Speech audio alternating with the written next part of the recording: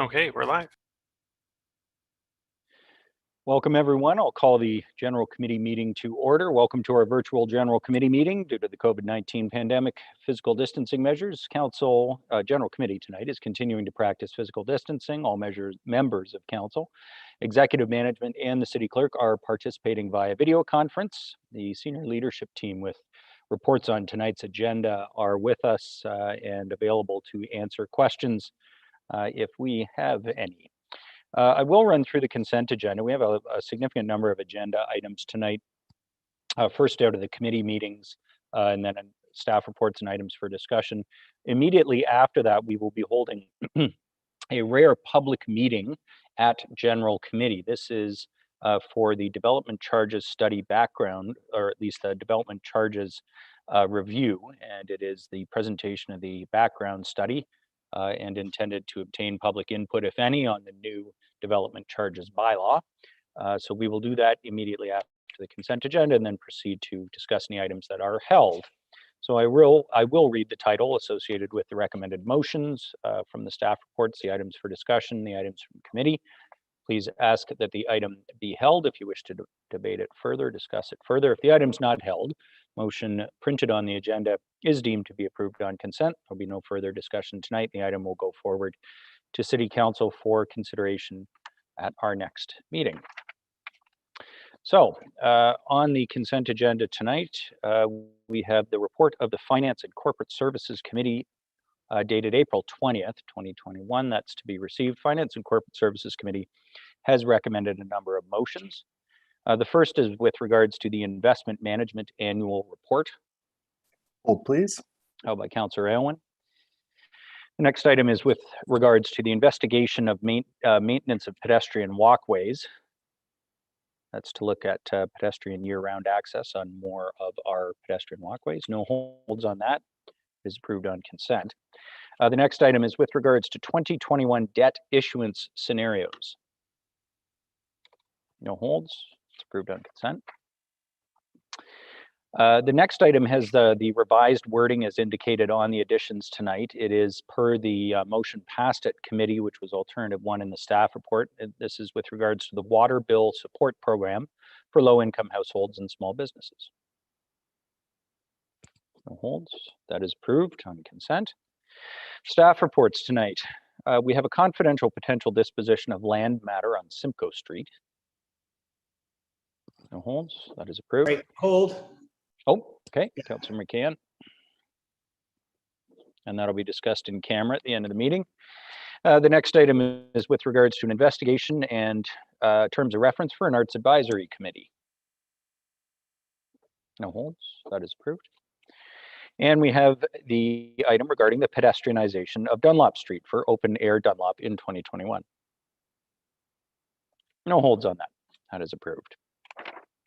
So that will go forward to council next week for final approval, but of course that would see 24 days of road closures to support open air Dunlop once the public health restrictions permit over the course of the summer and the fall.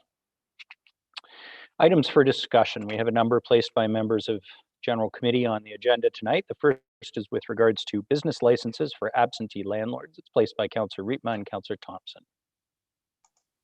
Hold, please. Held by Councillor Harvey. The next item is placed by Councillors Kungel and Harris. It's with regards to investigating collaboration with Living Green Barrie. No holds. That is approved.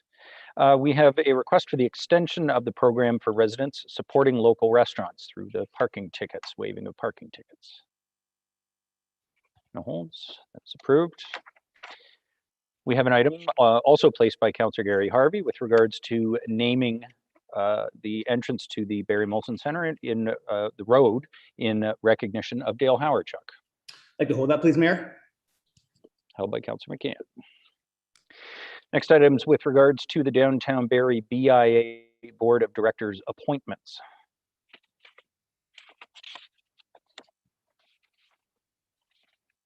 And I'm sorry, Madam Clerk, do we need that one held? No, okay, that is approved on consent. My apologies.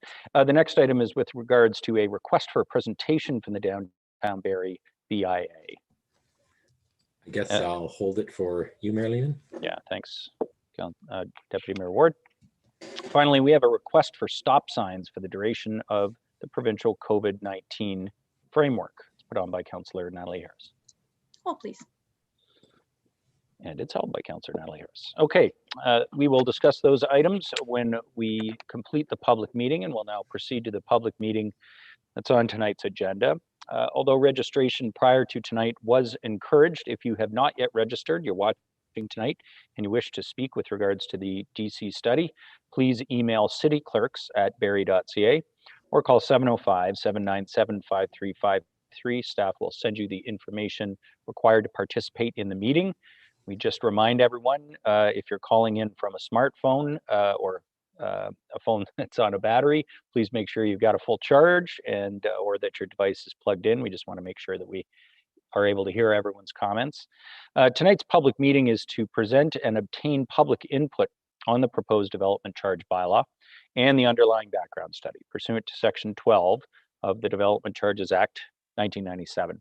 Members of the General Committee will be listening to the presentation and any comments heard during the public meeting. We will not be making comments or debating this item tonight. Members of the General Committee will have the opportunity to do that when the staff report is considered by General Committee, which is scheduled for June 7th, 2021. Anyone watching tonight who wishes further notification of when that staff report is coming forward to General Committee should email the Legislative Services Branch at cityclerks, all one word, at barrie.ca. Mr. Miller, this is the rare occasion where I get to ask you whether notification has been conducted, in this case, in accordance with the Development Charges Act for the public meeting. To you, Mayor Lehman, yes, it has. Thank you very much. So for the public meeting, I'll now call on the representatives of Watson and Associates to provide the presentation. And welcome to General Committee, both of you, Gary and Nancy, and the floor is yours. Thank you, Mr. Mayor, members of council. It's a pleasure, as always, to be before you. We've placed a short presentation for the public meeting tonight. And Nancy, are you taking control, or how are we doing this? Somehow we need control. Or is the clerk? And yeah, Ryan, can we share screen? Yeah. That'd be great. Thank you.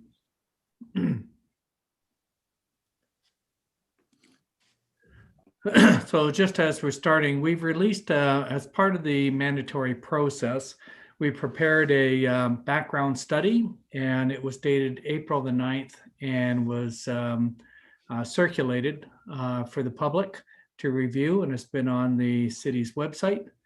And that provides the details of the proposal that we're putting forth through this public process. Next slide, please.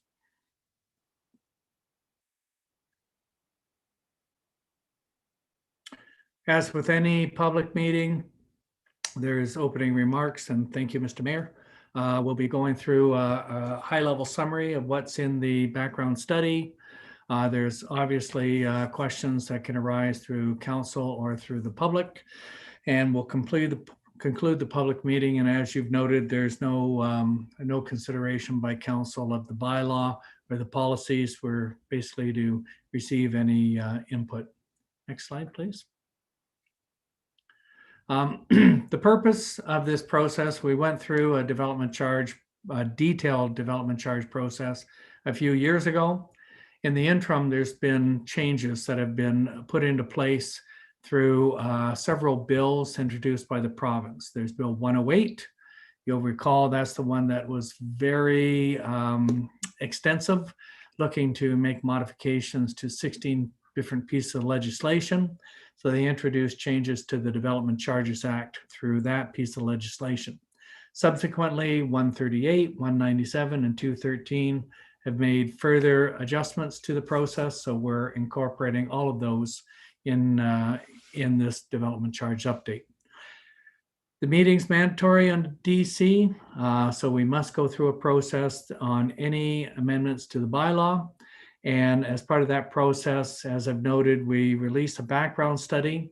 There's a minimum 60 days on which that background study must be made available to the public. And then after the 60 days, council can consider the proposed bylaw, and through their discussions and insights and comments, adopt the final bylaw for approval. Next slide. This just gives a high-level summary of the process where we were engaging with staff, going through to make the appropriate changes, change the policies, do some calculations and such.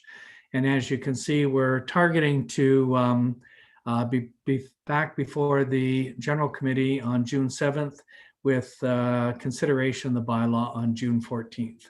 And as you can see, in between April 7th, June 14th, we've more than provided more than enough time for that 60-day minimum period. Next slide, please. Development charges, just for the general public. They've been around for almost 65 years. They basically are a piece of legislation that allow cities, towns, regional municipalities to collect from developing landowners. So if you're building a new residential unit or a non-residential building, there is a charge that we would impose against those buildings in order to recover the infrastructure that we would be building to allow that growth. So water treatment plants, sewage treatment plants, parks, recreation, new roads, etc. All these different services are considered by these calculations, and we try and parcel out on a per unit or a non-residential per square foot basis in order to recover those costs. These costs are generally in addition to what a developer within a subdivision, they would build the internal works, internal water mains, sewers, roads, etc. The Development Charges Act is in taking into account those broader costs of the treatment facilities, arenas, parkland development, etc. Next slide. As I've noted, there's 4 different bills that we're considering through this amendment. I will reference the bill numbers because, as you can see, there's a lot of words behind them. The names of the acts are always quite extensive. So Bill 108 was the one that was first introduced in May of 2019 and passed basically 34 days later. And subsequent to that, there were several adjustments that were made to the recommendations initially being put forth through Bill 108. And we'll highlight those for you in a moment. Next slide. So one of the key things that the changes did historically for the softer services, everything except for water, wastewater, storm, roads, police, fire, and ultimately transit, any of those other services, formally, the Act would say you get down to the bottom of the calculations and you deduct an additional 10%, and that 10% is basically paid for by the municipality. With all of these different changes and such, one of the things that they've changed is to remove that mandatory 10% deduction. So through this process, we will be making adjustments to the following services: Parks and Rec, library, ambulance services, long-term care, social housing, waste diversion, and various types of studies. And those studies, and those services basically will be recalculated, and they'll actually be a little bit higher as a result of us removing that 10% deduction. Next slide. There'll also be some further adjustments as well. The Act, the way the Act has been set up is now the Act tells you the services that you can collect for. So they're very succinct in saying these are the services. Public Works is not necessarily a succinct service. It's kind of a broad service that may include the water, the wastewater, the roads, storm-related facilities, vehicles, equipment. Similarly, we have protection, which would be policing and fire. And we have growth studies that may embrace all the available eligible services. So the Act then says on these things, which are kind of benefiting many different services, we can combine them as a class of service. For the most part, I won't go into a lot of details. It's basically reflecting the components that the city had in the prior bylaw. We're just having to make some adjustments to respect the changes in the legislation. Next slide. The amendments, one of the amendments that is been provided through the legislative changes is that, as I've noted, they only allow now for certain eligible services. As a result of that change, we've lost the ability to impose a charge for municipal parking and for the airport. So those services are basically eligible until September 18th of next year. And after that date, they must mandatorily be removed from the bylaw. So the recommendation is to continue to collect for those services up until next year. Now, if you go back a couple of slides and we talked about the mandatory 10% deduction, because we're going to lose them next year, we made no adjustment to these services where we could have, but we haven't made the adjustments. You will see that there's a minor adjustment to parking services because we've ended up pulling a study that would have been in the growth-related study, and we've pulled it out of that category and we've dropped it into the parking service because as of next year, it will be eliminated. So we wanted to make sure that we're lining up our services appropriately so that if we remove parking services, then we'll just completely eliminate it and don't have to worry about adjustments to the growth-related studies. Some of the other policies that we're including in the bylaw is the province has introduced this concept of installment payments. So if you are a rental or an institution, the province says that you can pay your development charge over 5 years, actually 6 installments, first one on occupancy, and then the next 5 years on anniversary, you can pay your development charges in installments. If you come for, with nonprofit housing, they'll allow you to pay it over 21 years. For if I come forward today with a application for a site plan or for an official plan amendment, then those adjustments would be the charges on the date that I put that application in place. The development charges are frozen, and they're frozen until 2 years after you make a decision on that application. So council approves, or however, on a modified form, puts into place that site plan or OPA, and you've got up to 2 years to undertake that development. And if you do it within the 2 years, then the rates are frozen, subject to a condition I'll mention in a moment. Otherwise, if you miss that 2-year window, then basically you have to pay the charge that's in effect. Now, you can see the third bullet talks about interest rate policy. Those two categories, the first 2 bullets, are allowed to be adjusted annually for interest.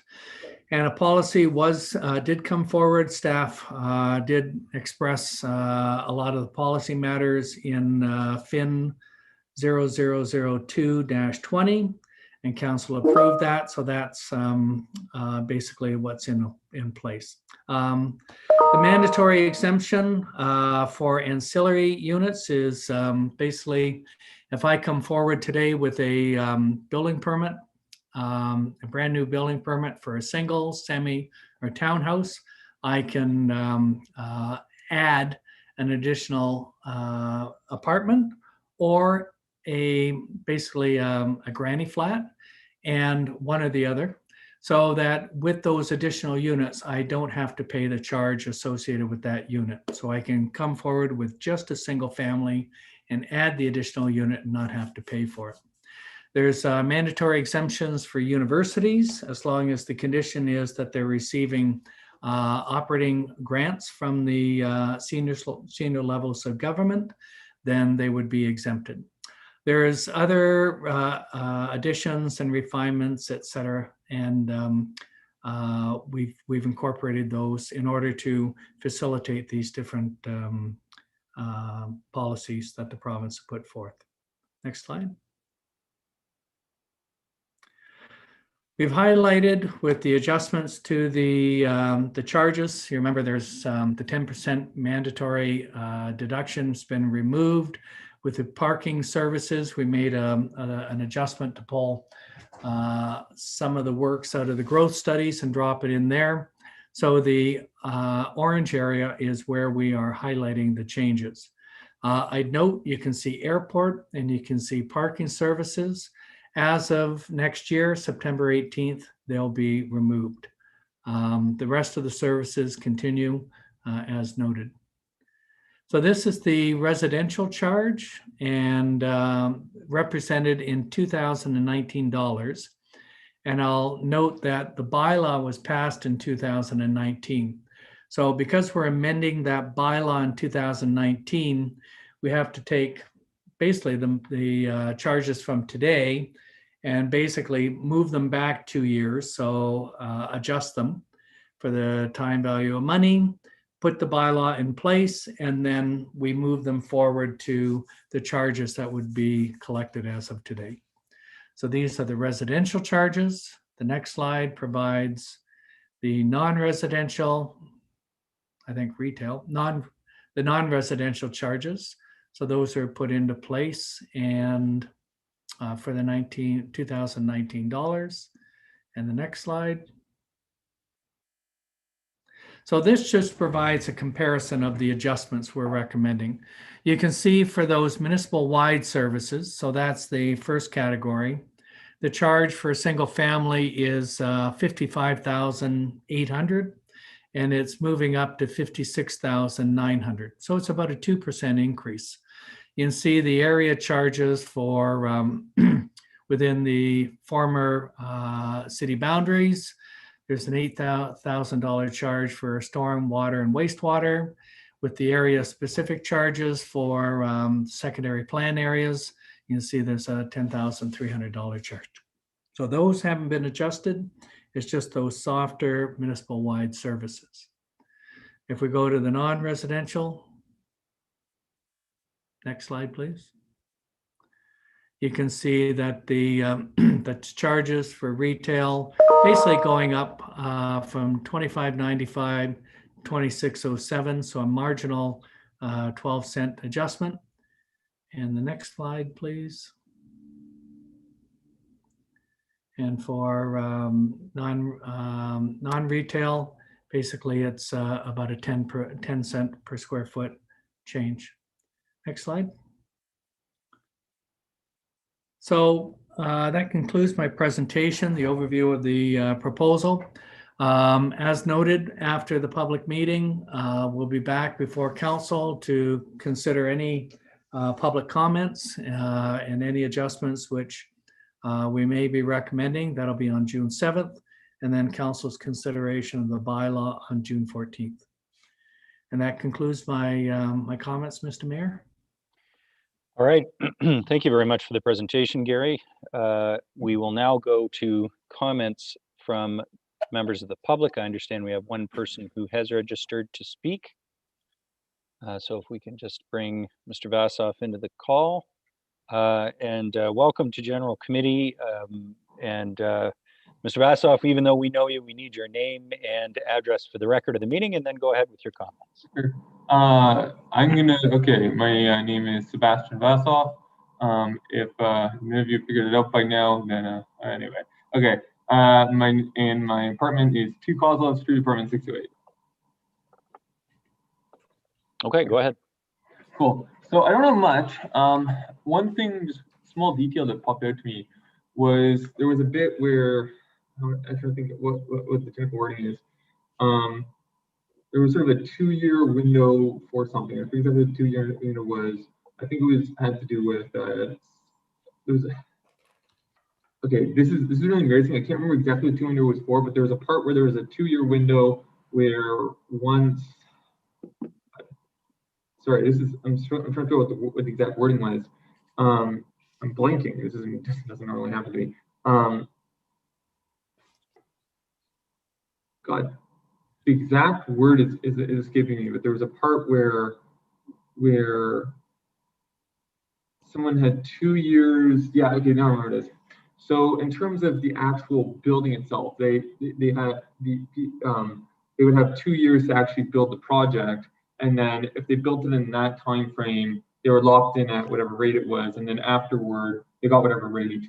I'm sure this is unlikely, but I foresee a possible scenario where that rate of whatever the rate was at of what they would pay might actually drop. Unlikely, but possible. And if that rate drops, then if they're coming up to the 1 year, 1.5 year, maybe even 1.75 year mark, they actually have an incentive to drag on their development as long as possible, so that if it goes over that 2-year mark, they actually get a savings. I know that scenario is unlikely given. I'm sure the rate of whatever charge would go up. Sorry, I'm blanking because I can't remember the exact piece, but I remember there was a part where they had 2 years to actually make the development, and maybe I misheard this. It's possible I misheard that. That's correct. Do you want to? I did hear that correctly. I did hear that correctly. Okay, fair. So if they have 2 years to create the development, and the charge that what they're going to be charged is locked in at 2 years, I'm assuming that by definition the charge would go up, but I'd be wary in any scenario of policy or in economics to by default make the assumption that the charge goes up. Otherwise, in the scenario where a charge might go down, they would actually have an incentive. So this probably is a technicality. I just want to make sure that that unlikely scenario is included in the wording of the bylaw. That just on a technicality. But other than that, on a much more macro note, it looks like you've got several city. It looks like you have several. I'm worried. I'm honestly worried. And I know this isn't your guys' fault as council, but in a provincial government that is giving you as much downloading as you have, and now essentially stripped multiple sources of funding away from you guys, where you're trying to make it up in the development charge. This is I personally, am I completely against commercial development charges going up in a non-COVID year? Maybe not. During COVID, stuff is bad enough for businesses as it is. It's bad enough for homeowners. And while I'm not sure if there's anything at all you can actually do about this, it worries me that after all the downloading you have, this bylaw is the very definition of how provincial downloading is expressed at the municipal level. So I guess that's all I have. I don't have that much productive for you, but that's what I got. Sorry. Okay, no apologies. Thanks very much for your comments. As always, Mr. Vassoff, thanks for being here tonight, and we will take that into consideration as the staff report comes forward. So appreciate that. Anyway, later. Do we have anyone else who's registered to speak tonight, Madam Clerk? No, Mayor Lehman, we don't. Okay, I will just make a final call. Please email cityclerks@barrie.ca or call 797-5353 if you do want to speak. I'll now go to members of General Committee for any questions that you might have. And I know, Councilor Morales, you indicated earlier. Go ahead. Thank you, Mayor Lehman. To the presenter of the presentation, I just had a couple questions. How would you propose council deal with the DCs as it relates to the following scenarios? This council or the next council gets an application or gets interest over strategic parcels of land. And strategic might be strategic residential development and infill properties in the downtown. Obviously, as you may or may not know, all downtowns, but very specifically is pushing for residential development to bring people downtown and revitalize it. It might be on a greenfield, or it might be on an infill site. It might be on a brownfield site that has sat vacant for decades. But the project may or may not come down to DCs. Or it might be other strategic infill projects in other ends of the city in what will soon become the former corridors, Bayfield, Yonge Street, that kind of thing. How do you propose council deals with projects that have a kind of strategic nature to them? Is your report going to include a category that is called strategic infill, or meet some sort of community need? And if so, what would be the criteria for, because any developer could say, well, their project is strategic, but there has to be some sort of criteria. Why I'm asking this question is, as our city grows and as we push for intensification in the appropriate area, especially the downtown residential aspect, I personally want to strike the balance between having growth pay its fair share, but also incentivizing projects that might have otherwise been passed up. And I see your report and any changes we make as a perfect opportunity to capture this, and hopefully not leave it to the council of the time of the application to try to move amendments and say, okay, this is a strategic project. These DCs will get a 5-year extension. These DCs will get a 25% reduction, a 50% reduction, because all of a sudden a development application that is already contentious and likely political will become even more so. Could you capture that in your recommendations? Mr. Scanlon, yeah, maybe you could just give us a bit of detail on what council can and can't do in terms of exempting DCs.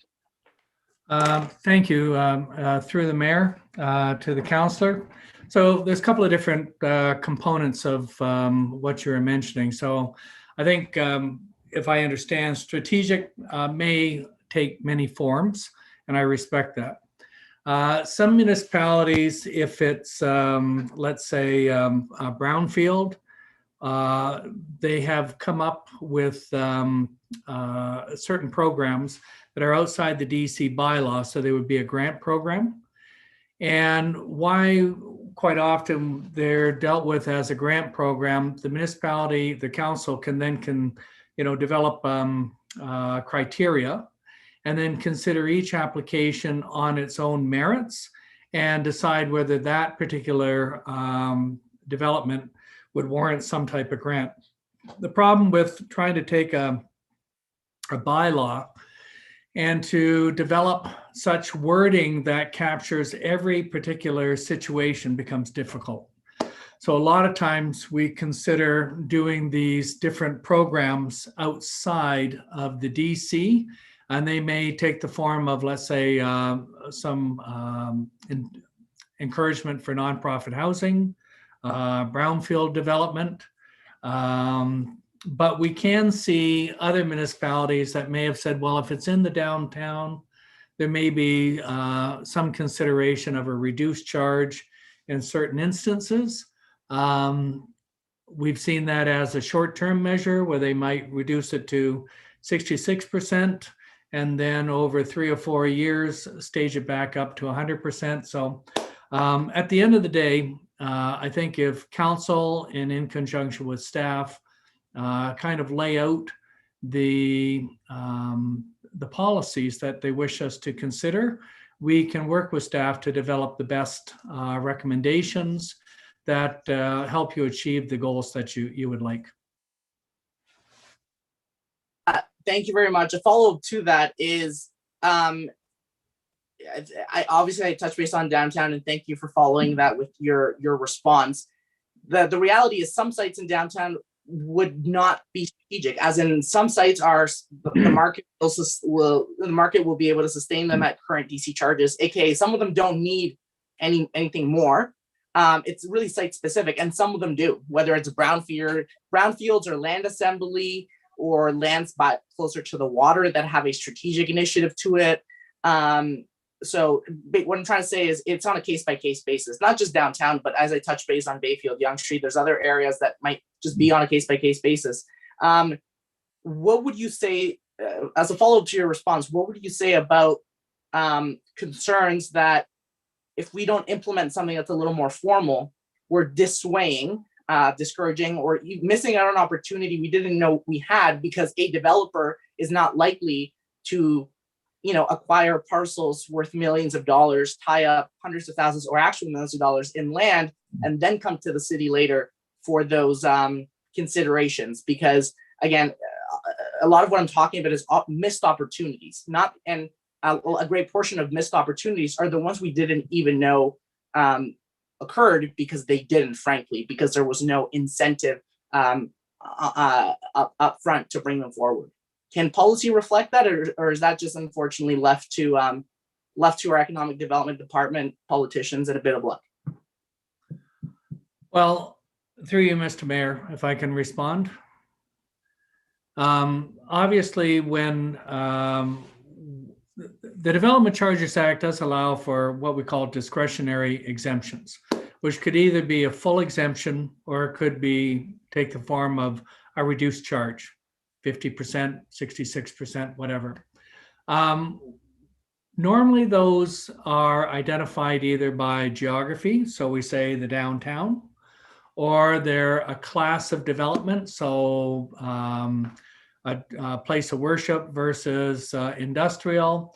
There's some measures. The one thing that we always have to be mindful of is obviously the bonus zoning provisions of the Municipal Act, so that your policies are developed in that they are categorized and they benefit everybody that falls into that category. I don't believe we want to be able to say, well, I'm going to this particular individual, I'll give an exemption or a reduction, but not this person, without some framework for judging why and how you would do that. So if there's going to be some discretion outside of that, and that's why I say sometimes within the development charge bylaw, it's difficult for us to fully embrace that framework. It may be easier to put that into a grant policy that's outside of the bylaw, and then you can contribute whatever you feel is appropriate. Instead of an exemption within the bylaw, certain types of developments that meet your criteria may receive some form of grant, partially or fully. But we would do that outside of the development charge bylaw. So we can do it, Councillor, but I guess we would have to work in conjunction with staff in order to clearly define those matters. And, at the end of the day, this is your policy. This is council's policy. So we work with you to provide whatever the appropriate charges are for whatever categories of development you would like to make any type of adjustment to. Yeah.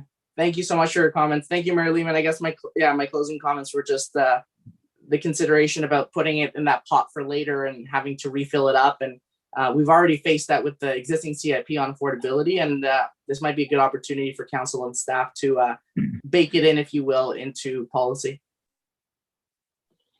Thanks, Councilor Morales. Any other questions? Deputy Mayor Ward. Thank you, Arlene. I just had two questions of clarification. One is when you were talking about the services being updated, you talked about the wording change from social housing to housing services. That's strictly a wording change. In other words, no changes in what those funds are eligible for? We, for the most part, I think it's trying to reflect what was there before, but as they change the wording of the legislation, we try and reflect that in the bylaw. For example, we don't use roads. We use the term services related to a highway because that's what the act says. And sometimes those terms are a little bit broader. So services related to a highway is not only roads, but it's sidewalks, it's bridges, it's intersections, it's active transportation. So anyway, we try and reflect the definitions that are used in the legislation.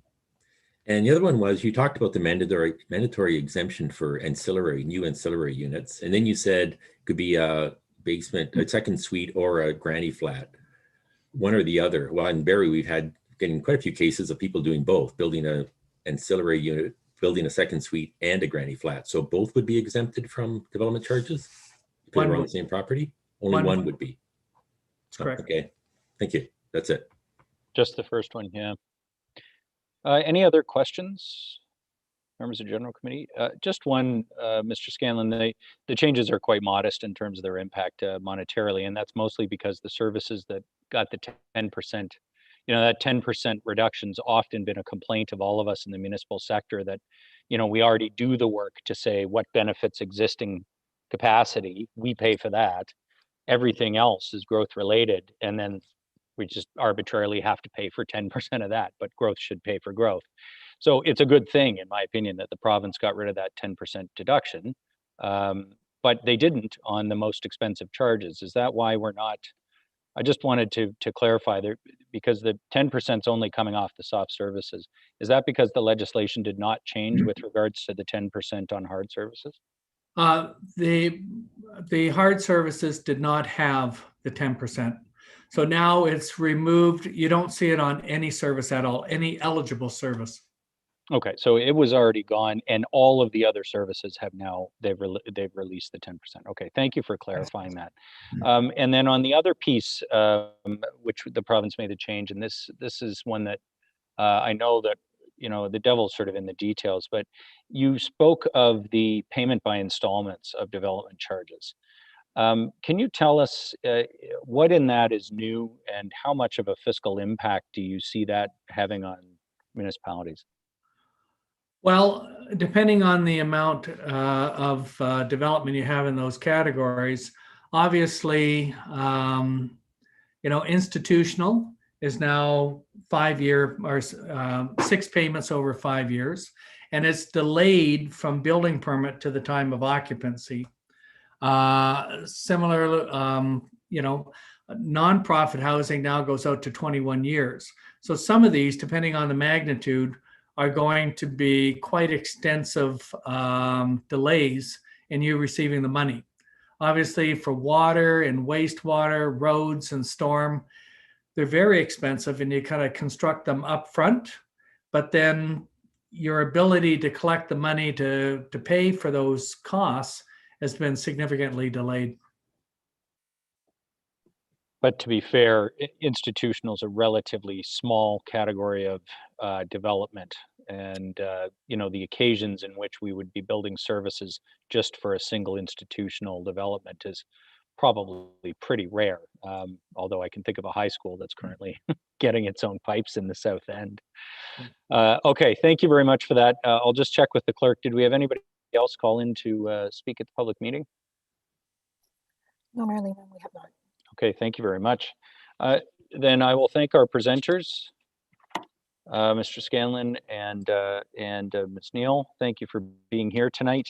We will look forward to that staff report. Although it's a modest adjustment, it is updating several things and making changes that are long asked for by the province. So they're much appreciated. And I think when this started, it was there were concerns about this, but it's playing out in a way that is correcting a number of longtime concerns. So we'll look forward to the staff report. Thank you for that. If there are any further written comments for those watching tonight, Mark Villeneuve from the city is receiving written comments, and will be preparing the staff report. And his email is mark.villeneuve@barrie.ca. So you can send comments if you're watching tonight on the development charges. You can send comments to Mark. Okay, we will now get into the items that were held on tonight's agenda and the consent agenda. The first item that was held was recommended by Finance and Corporate Services Committee. It was with regards to the Investment Management Annual Report. Councillor Aylwin, you held this. Thank you, Mayor Lehman. I'll put the item on the floor as printed, and I have an amendment as well. Okay, go ahead. So my amendment is to add a paragraph 4 to the recommended motion, and that paragraph 4 will read that staff in the Finance Department and the Investment Board investigate the feasibility of adopting a responsible investment screening process for the city's investment portfolio using a structure of environmental, social, and governance factors, and report back to the Finance and Corporate Services Committee in 2022. And I can speak to that. Okay, go ahead. Thank you, Mayor Lehman. So this, first I want to thank staff in the Finance Department and the Investment Board for this wonderful report on the city's investments. They've been performing well. And I had the thought of, how can we improve our investment portfolio, make it, mitigate some risk, and also potentially have higher returns. And one way to do that is by looking at ESG factors, so environmental, social, and governance factors. It's becoming a big thing in investing these days. The City of Vancouver has implemented one of these screening tools for their investments. And it's to ensure that our investments are going to companies that have sort of that social and environmental responsibility. And so I have circulated to council the City of Vancouver's example, and it's some pretty high level screening questions that they go through in their process.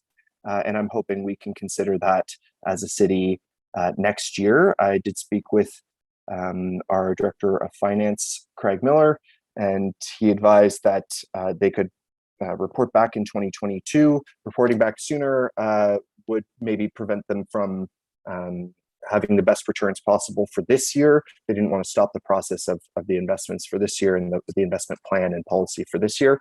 So 2022 is a reasonable timeline for us to consider a change like this. So I'm hoping council will support it. Thanks. Okay, thanks, Councillor Owen. On the amendment, Councillor McCann. Thank you, Mayor Lehman. And to move the motion, what exactly are you looking for Mr. Miller to report back on? Thanks for the question, Councillor McCann. To report back on the feasibility of implementing a screening tool like the one from the City of Vancouver that I attached to the email I sent to council earlier. So, does he see any immediate risks of implementing such a screening tool? Is it too onerous of a process for the investment board and for our finance department? And then perhaps a recommendation of what that screening tool could look like as well for the City of Barrie. Appreciate that. And Mayor Lehman, do you mind if I ask Craig Miller a question as well, please? Go ahead. Yep, absolutely. Mr. Miller, do we have you on screen? Yeah, sorry. Through this investigation, what do you see yourself reporting back to council on? And I guess maybe just to reverse engineer this, obviously the first question is this going to slow down investment? And that doesn't mean that we're going to vote yes or no for that. But I just like to maybe get a better understanding of what to expect back in, 8 months. Mr. Miller. Through you, Mayor Lehman, to members of General Committee. So in speaking with Councillor Elwin, I was suggesting that he give us some time and come back this time next year to review what Vancouver's doing, and as he indicated, look at what could the City of Barrie do or not do with the Prudent Investor Board. And the reason I asked for that timeline is because Council did approve the investment policy that the Prudent Investor Board brought forward. And we've just been doing a lot of research in terms of implementing that policy. So we're sort of getting ready to shift some of our investments. So if we are given some more time, we can report on Councillor Elwin's request. But if we were to ask to come back this year, we would have to stop and pause investment activity that we're doing now in order to come back to council. So Councillor Elwin in his motion recognized that he didn't want to stop what's already been approved. But next year, I foresee we would come back with reporting on the year-end's activities, but as well as looking at all options of what Vancouver did and what could or couldn't work for the city. So it'd be about, I would say about this time next year, we'd be doing next April. Okay. All right. Well, you mean without going too far down the rabbit hole, maybe just without getting too specific, do you see any investments, anybody investing in our city not being eligible because of this motion moving forward that you approved in the past 12 months? Through you, Mayor Lehman, to members of General Committee. No, I mean, generally speaking, the City of Barrie, we don't have a huge portfolio. So right now, as you know, we've been investing a lot of bonds of that sort of nature, and generally they're not, they're municipal, corporate, mostly municipal federal bonds. In terms of the Prudent Investor, it allows us to shift into equities. And the Prudent Investor Board's really been recommending as we shift some money over to equities, it would be more or less kind of mirroring some of the indexes. So we may not specifically be investing in a particular corporation. So I don't think we're going to be doing anything that would put us offside with any initiatives that council may want to do on the green side. But we can, again, we'll come back with that next year as to what it could look like if council wishes to proceed. Thank you, Mr. Murrow. Thank you, Councilor Irwin. Thanks, Councilman Can. Councilor Kungle. Thank you, Your Worship. I'm happy to support the amendment to the motion. Thank you for bringing that forward, Councillor Elwin. Would be great to see what Vancouver's done since 2016 and even how they've adapted that or if they've modified it over time. But I did have a question of staff. So through you to Mr. Miller, please.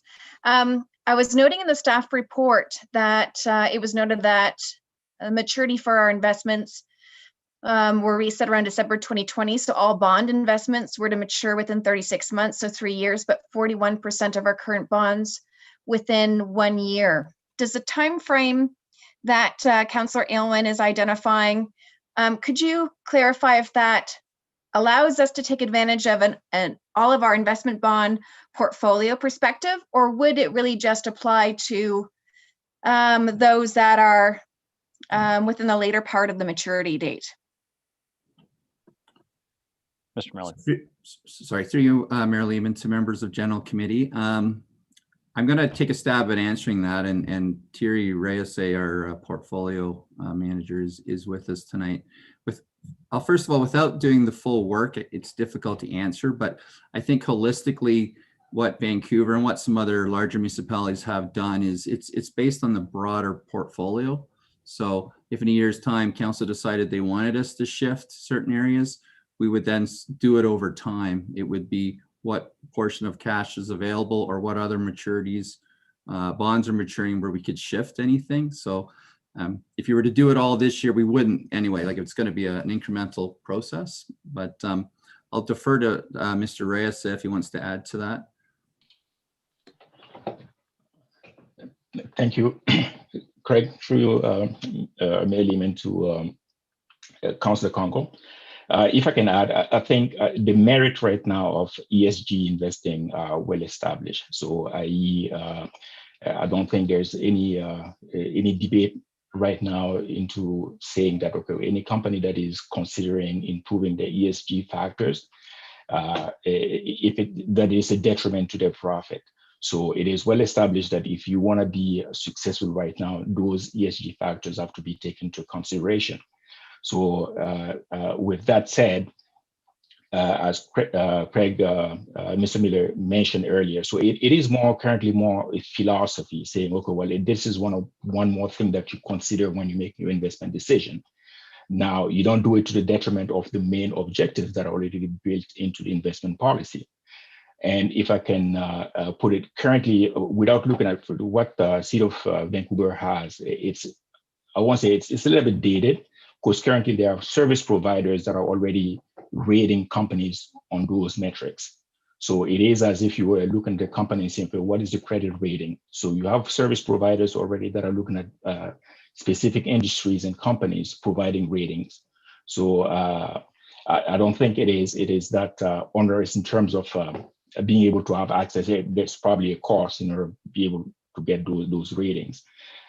Specifically to the question in terms of bonds that are maturing, let's assume that we're starting today and saying we're going to implement this as an additional factor. So it is something that you're going to start implementing going forward. You won't go back and look at your portfolio and say, okay, well, let's just use that and sell everything that we have that does not have, X or Y rating. So it is something that you start going to implement going forward. Hopefully that makes sense. That does, if I can respond as a supplement. That's really helpful context. Thank you very much for that. I'm not sure if staff are able to respond now or not, so I'll do some more looking into understanding the prudent investor standard that I know we approved to implement that standard over the last year. And I'm assuming that any work being asked of within this type of, I guess, philosophical approach and a screening tool would be in complement to work and effort already being done by that investment board, or would it take it in a different direction? through you, Mayor Lehman, to Council Congress. So it is, if I can, currently it is something that's already being implemented. The only thing that is, at the time, I think we did consider it at the meeting when we're putting the investment policy together. Now, it is one of those things whereby if you start trying to get down to saying if you use it as a screening tool per se, then it becomes too strict to implement. As Mr. Miller mentioned earlier, the prudent investor standard, as we see it being implemented, is going to be more broad index based policy. So materially, we don't have the control. It's not like if you're buying a specific stock, and then I would compare this to activist investing. So where you have like big hedge funds with a lot of capital taking a sizable position in a company, and they can push some of those policies. But this is not what we see. So for us, if you're looking at an index, so the best you can say, okay, well, between index provider A or B, what are their ESG ratings? So that's the data that you can provide and say, okay, well, I'd rather go with A because it is graded higher than B. But that's why I said it is. As long as it's a philosophy, it's something that the CD publicly comes and says, okay, well, this is something that we support, we think that it makes sense, then, I think it is a step in the right direction. We are at least publicly embracing this as part of our philosophy. But now, again, I say, going back to the example of that's in the city of Vancouver has. So that becomes, if you have a fund that has a dedicated ESG mandate, and then you can start using those as checkmark, yes, no, yes, no. So, but as far as the city is concerned, I think, coming and saying, okay, well, this is part of our policy. This is something that we believe that it makes sense, and we would embrace. I think that would take us there. That's great. That's very helpful, and I appreciate all the context you've given. Thank you very much, and very happy to be supportive of next steps that Councillor Elwin has brought forward. Thanks, Councillor Congo. Councillor Thompson. Thank you, Mayor Lehman. Through you to Mr. Miller. From that explanation, I've kind of got the Vancouver example is outdated, and our portfolio managers are already looking at the ESG. And by doing this, we actually don't pick the funds where we really invest. We approve when you come forward as we did, but we don't pick it like on a line by line basis.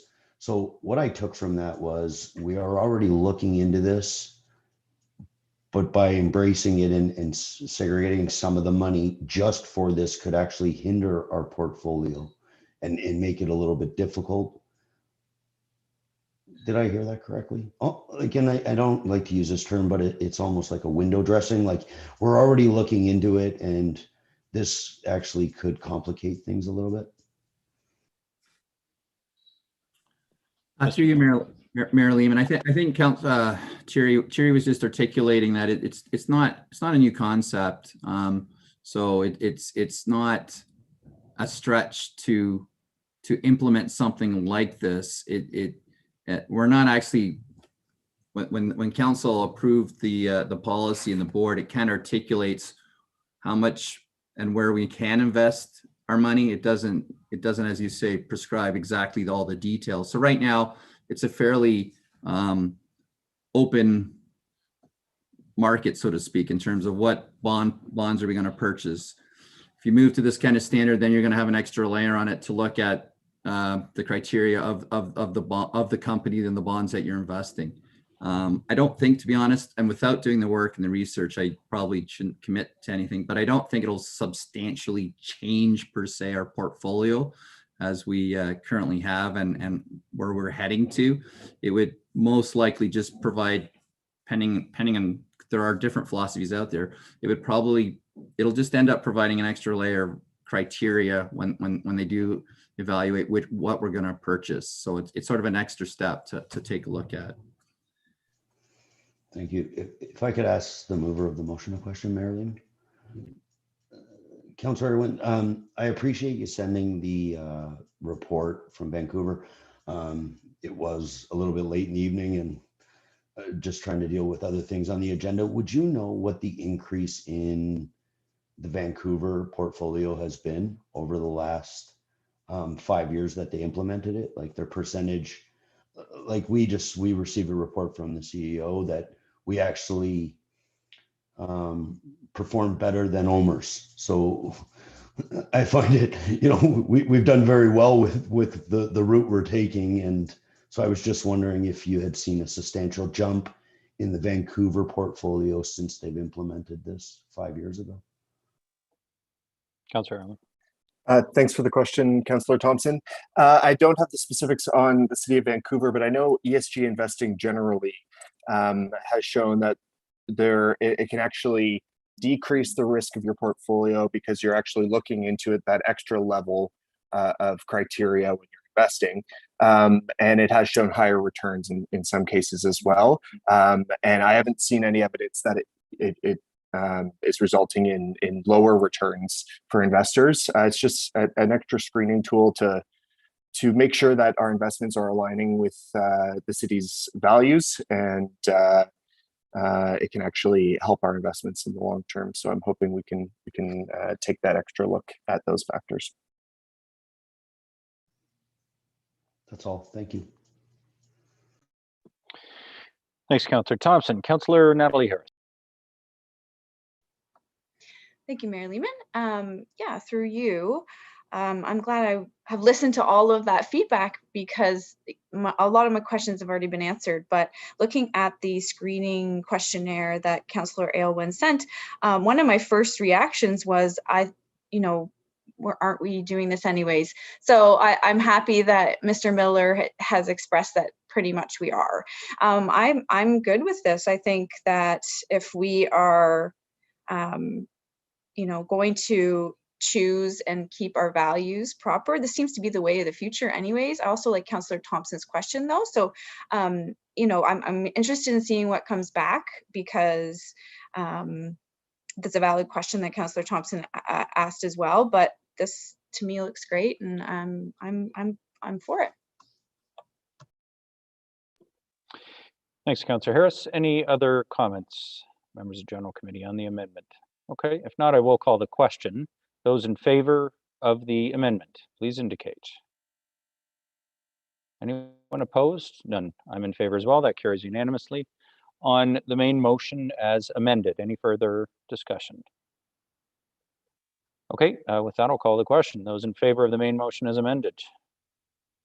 And I am as well. So that passes unanimously. Thanks for that. Thanks, Councillor Aylwin. And we'll look forward to seeing that as a way to look at our investments going forward. And it certainly has become general practice in the private sector for good reasons, I think. The next item that was held was the confidential item. We'll do that in camera at the end of the meeting, which brings us, that was the only staff report that was held. Brings us to the items for discussion that were held. We had 7 of them, 4 of them were held. The first one is with regards to business licenses and absentee landlords. It was put on by Councillors Riepma and Thompson. It was held by Councillor Harvey. Councillor Harvey, go ahead. Thank you, Your Worship. I'll put the matter on the floor as printed, and I just have a few questions of staff. Not quite sure who would be best because I know this type of scenario surpasses about 4 different departments within the city. But when it comes to boarding, lodging, and rooming houses, by looking at the chart that's available online through our website, it appears that basically anybody that is renting out 5 or more rooms to people automatically qualifies as a BLR. And I know a lot of the complaints and emails that we've been receiving, especially since this hit the agenda a few days ago, is specifically talking about large numbers of people living under a single roof. So just curious from staff, if we already have these BLR policies in place, why are these issues not being able to be resolved through the BLR? I don't know if Ms. Miller or Ms. McAlpine wish to take the first crack at that. We'll give it to Ms. McAlpine. Thank you, Your Worship. Through you to Councillor Harvey. I think there are a number of reasons. In some cases, the restrictions in terms of the city's ability is a significant factor, and resourcing as well is one. So the definitions of boarding, rooming, and lodging houses are aligned with legislation, and those particular definitions and criteria can be difficult to establish. And Ms. Miller may have something else that she wants to add from her perspective, but that's the short form version from me. Through you, Mayor Lehman, to Councillor Harvey, I think Ms. McAlpine has really got at the crux of it. Also from a zoning perspective, they are permitted, but it is very difficult to enforce that simply because of the logistics involved in getting into the buildings on a complaint basis, and dealing with the locks on the doors is essentially the challenge when we're dealing with it from a zoning perspective. Okay, my second question, now with inspections potentially being a part of this, being required for the pilot to be successful, and models that are already in place in other municipalities use that. However, some only specify inspections upon the initial license being given out, and then others speak to a biannual inspection. Do we have staffing levels that would be able to support the level of inspection, whether it be on an annual or biannual basis, to be able to support this prospect pilot? Ms. McAlpine. Mayor Lehman, through you to Councillor Harvey, I can quite adamantly say, no, we do not. I'm not sure if you're in a position to be able to answer this, but I know this does cross over potentially 4 different departments. Is there any estimation at this point of potentially how many additional staff that we may be required, along with, I know some of the other jurisdictions have been able to put things in place so that way it is almost a revenue neutral program. Is that something that you see feasible moving forward here in Barrie?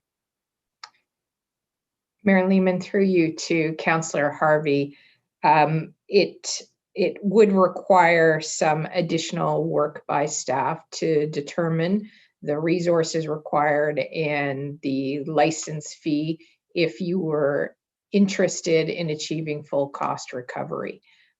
That's not always feasible, and it's typically not the case for most enforcement activity, that you do not achieve 100% cost recovery. There are, we inspect annually for boarding, rooming, and lodging houses, but this added category of all rentals would be beyond what we currently are resourced for, and we would need to review that. And Ms. Miller may have some further comments that she'd like to add as well.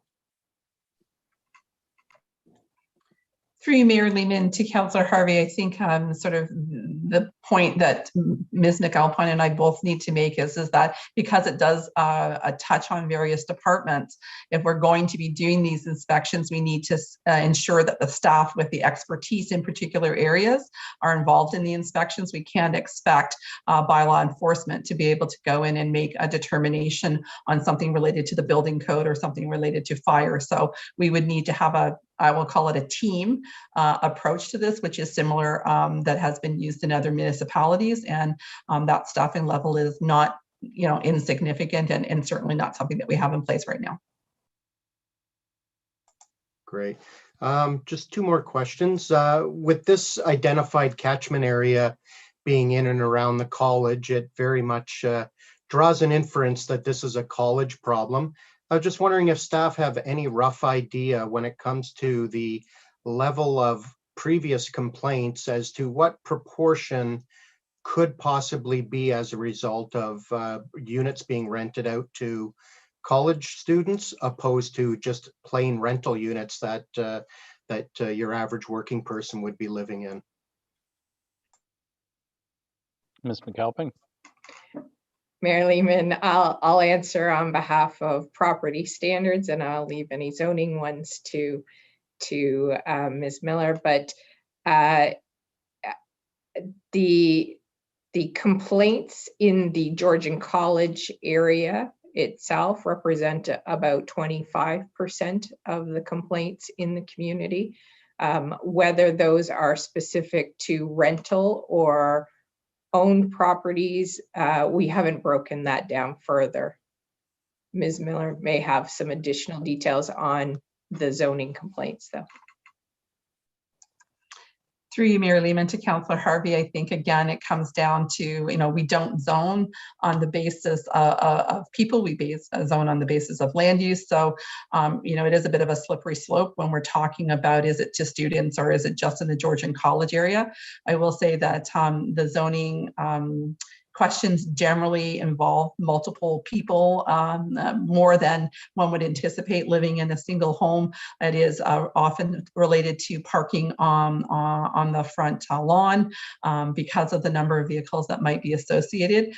So it's difficult to say specifically, and from staff's perspective on a zoning, we don't like to differentiate on those specific areas as it would relate to a particular user group. Great. And my last question would be, in the current motion on the table by Councillor Rietma, it specifies a start date of September of this year. Is a start date in September even plausible when you consider the various departments involved and potentially having to hire some additional staff to be able to accomplish this pilot? Go ahead, Ms. McAlpin. Mayor Lehman, through you to Councillor Harvey, it would definitely be challenging to achieve a report back with a bylaw, and then with parameters that at this point are not set out. So staff would need to develop recommendations with respect to parameters for that, in terms of whether or not there are annual inspections every second year, all of those kinds of things. And definitely in terms of recruiting staff to have in place for September, I think would be quite challenging. And I see Ms. Miller is nodding her head as well, but she may have something to add. I think she's agreeing. Yeah. Councillor Harvey, go ahead. Yeah. Would a January start date, if there is palette around this council table to start something in January, would that be more feasible with all the parts that are involved in this motion? It certainly would be more feasible. I'm going to email this out, Your Worship, just because it's got a few pieces to it, but I do have an amendment that I'm going to put on the floor. Okay.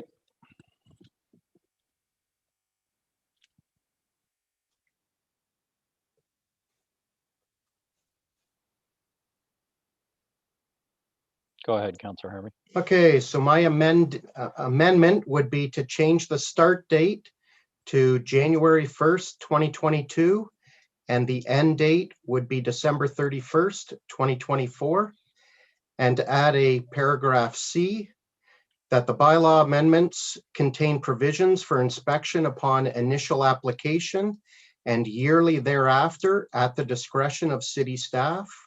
Section D, that staff provide additional staffing levels and costs associated with the implementation of this pilot project, along with a licensing and inspection fee schedule, with a goal to making the pilot project revenue neutral. And E, that staff create a graduated fines schedule associated with violations of this bylaw that will act as a deterrent to those multiple offenders. Okay, on the amendment, did you wish to speak to that, Councillor Harvey? Yes, thank you, Your Worship. I'm going to be very open and honest. When I first saw this on the agenda, I was not exactly overly in favor of it because I know we had this exact discussion probably a little over a year ago now. But in diving into things much deeper since Thursday and examining what's been going on in other municipalities and hearing back from colleagues in other municipalities, it actually turns out that these other municipalities that have implemented similar bylaws have actually been quite successful to the point where one of the municipalities is now looking at changing it from just being a locally driven in and around the college area to citywide. And most recently, the city of Windsor passed a motion to look at implementing a similar thing.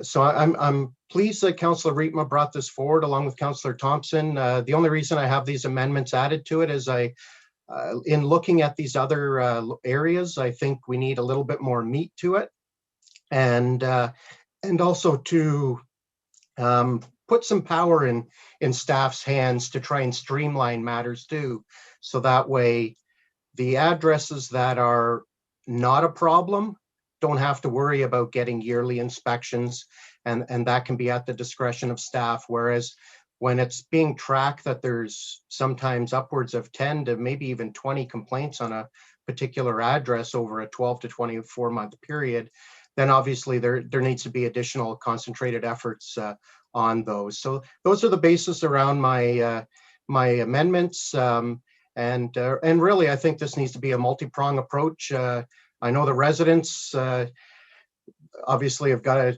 contend with a lot of issues around their properties, and this is one way to help clean that up. But we also have to look at this from a safety perspective from the residents, because some of these tenants are, I can assure you, in situations where the landlords are not keeping up with repairs. There's potentially some safety issues where, let's say, even something as simple as a plug hasn't been working for an extended period of time. Well, that's a potential fire hazard. And when we have it available where these complaints can be brought forward, and then it allows our bylaw staff, planning staff, or our property standard staff, along with our fire department, to be able to go in and deal with these matters, and especially ultimately if they don't comply, then it gives the city the ability to just not renew the license for that rental property. Okay, thanks, Councillor Harvey. On the amendment, I saw Councillors Harris and Riepma and Councillor Congal next. So Jim Harris, you're next. Great. Thank you, Mayor Lehman. And I do appreciate the work that Councillor Harvey's done to add some more structure to this item. I had a similar response. It felt like we're replaying something that happened in the past and just making it a pilot instead of actually making it have more weight and more substance to it. So thanks, Councillor Harvey. I did have one suggestion, maybe as a friendly, and I do like what you have here, but what I think we don't have is an evaluation of, will this change be an improvement? So, we've got in here the inspections, the staffing levels, but we don't have, hey, good news, residents of this area, we have fewer infractions. We actually have fewer problems. We have few, in the area. I think that's really, I'd like to see if a pilot is engaged, there needs to be evidence to suggest that the pilot was either a success or not. So if you think that would be a friendly to add, and that staff evaluate the success of the pilot based on number of bylaw infractions reported in the area. Would that be a reasonable friendly? Through you, Mayor Lehman, to Councillor Harvey? Councillor Harvey. Yes, most definitely. We can add a section F that staff report back. Obviously, I think we probably need it ahead of the December 31st, 2024, probably to add something that staff report back by September 30th, 2024, with the results of the pilot project, if that works for you, Councillor Harris. Yeah, thank you. I think, we've got our baseline, and I just want to say too, for the residents, and I saw a lot of emails, and what we don't want is to create some sort of false hope that we've done something and nothing changes. And it felt like the amendment, although well intended, didn't have a lot of substance to it, and I'm not sure much would have changed. And we did read from the report from November 2019 that suggested that we don't have the staffing to do proactive enforcement and to really add something to this area. And we need more than just here's a license, hope it works. So I think that's hopefully we can add some substance to help the area. So there's really going to be a change, because otherwise we status quo. So thank you. Okay, so with that addition to the amendment, Councillor Riepma, you're next. Thank you, Mr. Mayor, and thank you, Councillor Harvey and Councillor Harris for those suggestions. I'm speaking in favor of those amendments.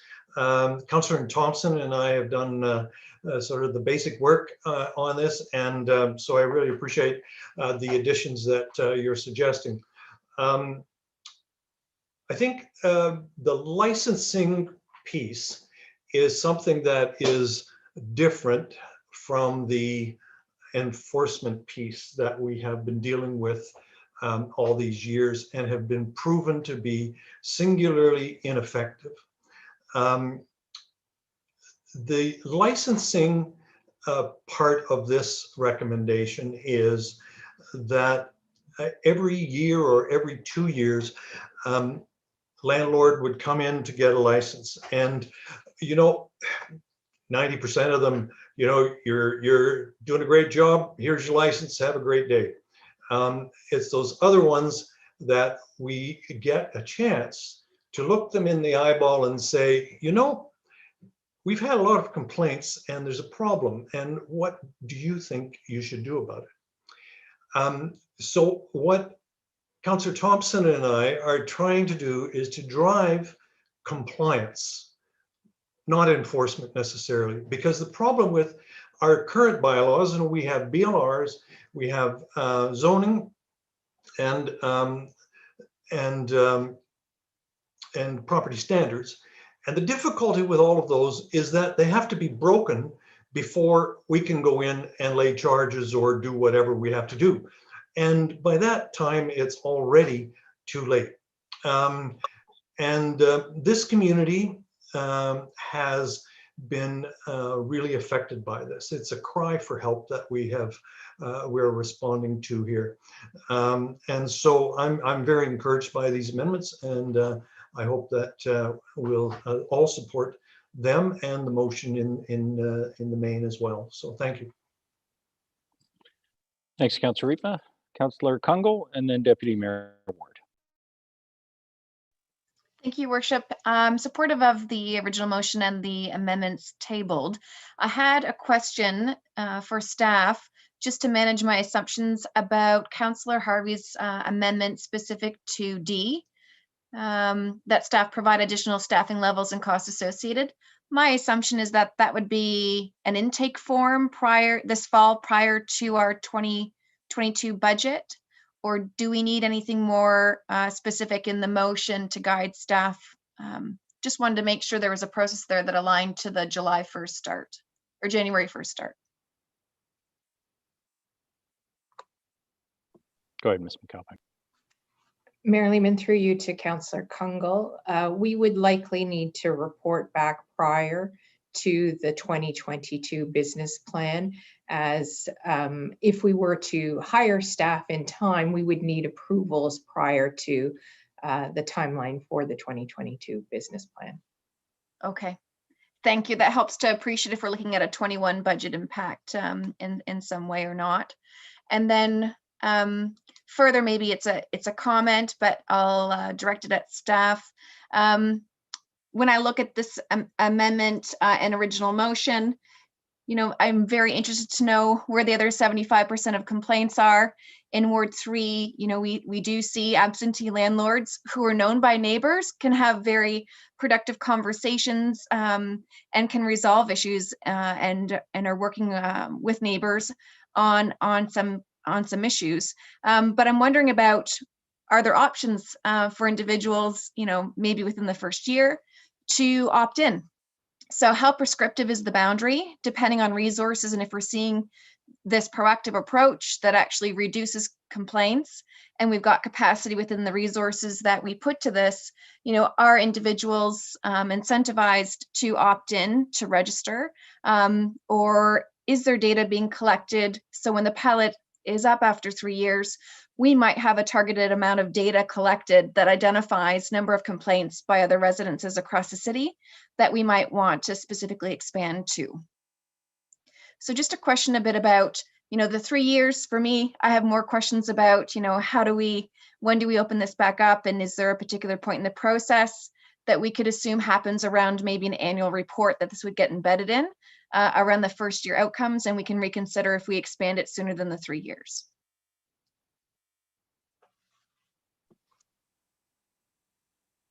Sorry, I'm not sure. Was that to the to staff or to the mover? I guess it would be to staff around, is there reporting that this would become embedded in during our annual cycle, or would we have to request a formal report on an outcome at the end of the first year of the 3-year pilot?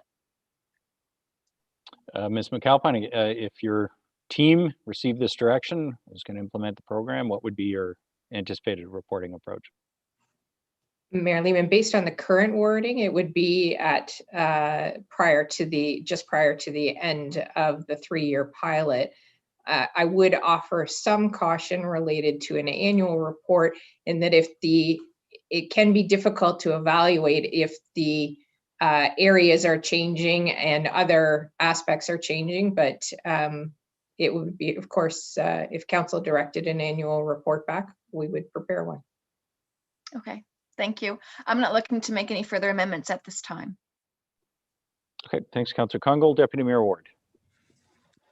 Thank you, Mayor Lehman. Just that question of process, I just want to make sure, because the original motion said prepare an amendment to the business licensing bylaw for consideration by general committee. So I assume either for the original mover, the motion, or the amender, that this is going to come back to us sometime between now and the end of the year for approval. Is that correct? With all of these questions answered? I guess I can see Councillor Rietma nodding and Councillor Harvey nodding, so good. And I hope when we get that report, it talks a bit about, I think the problem, everybody knows what the problem we're trying to get at, and that's the Georgian college students, that some Georgian college students, which may be creating problems. But I guess I'm a bit worried that, if, for example, it looks like about a $600 licensing fee. That's what other municipalities have. And if you were like a single parent looking to rent a home in that area, that would be a $600 extra you'd have to pay, because I'm sure the landlord would make whoever's going to rent it pay that fee, which is a considerable amount. I mean, if it's 6 students renting it for a year, it's one thing. If it's one family trying to rent a home in the East End that suddenly, or in the city in the future, that's having a $600 extra cost on them, I think that's something that at least we have to at least keep in mind.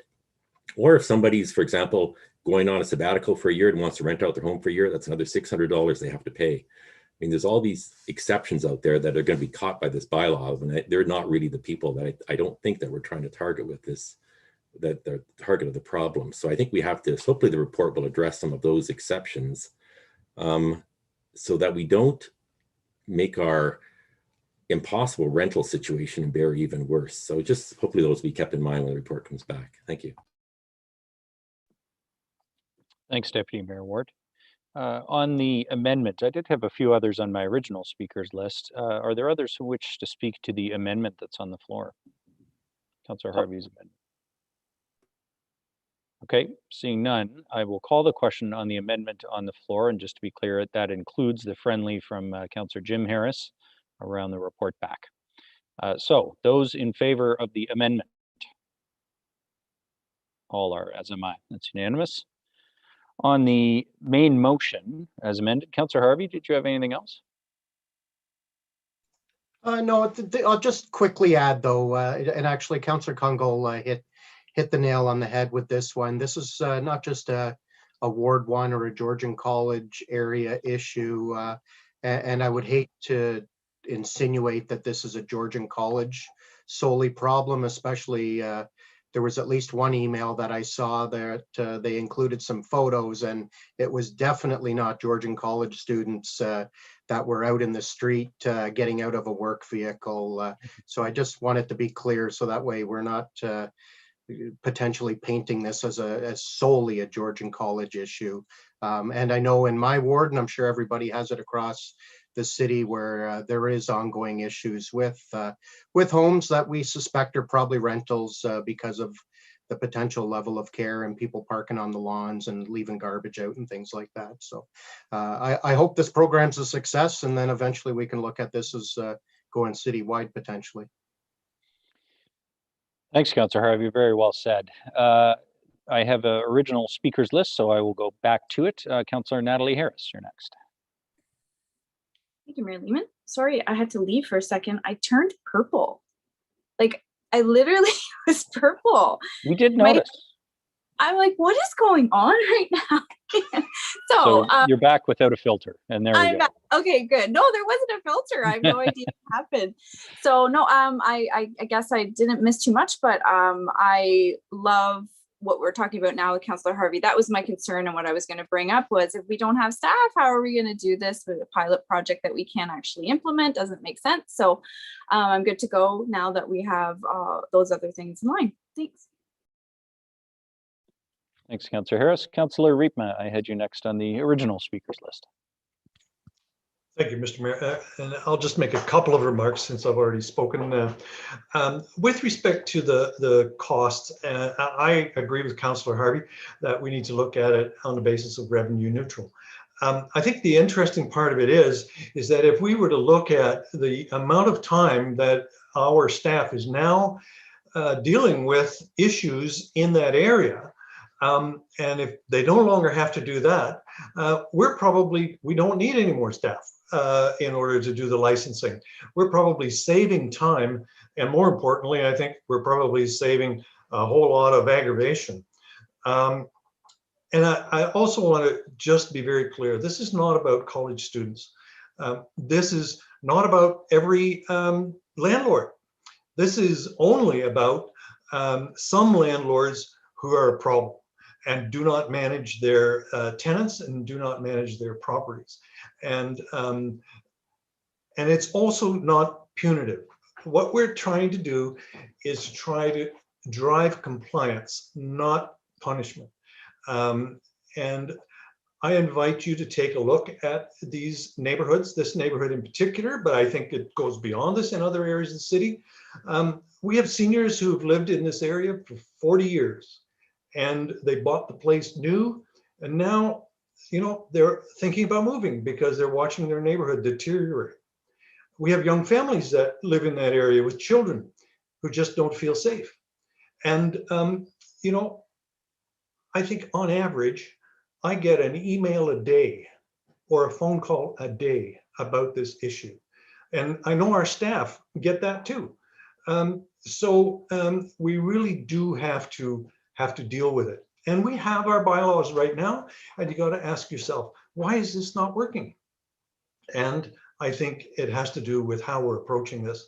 And you know, I wanted also to just say to staff, it's not that we're reinventing the wheel here. All kinds of municipalities have these bylaws. We can go on their websites and pick up that bylaw and figure it out how to modify it so that it works for Barrie.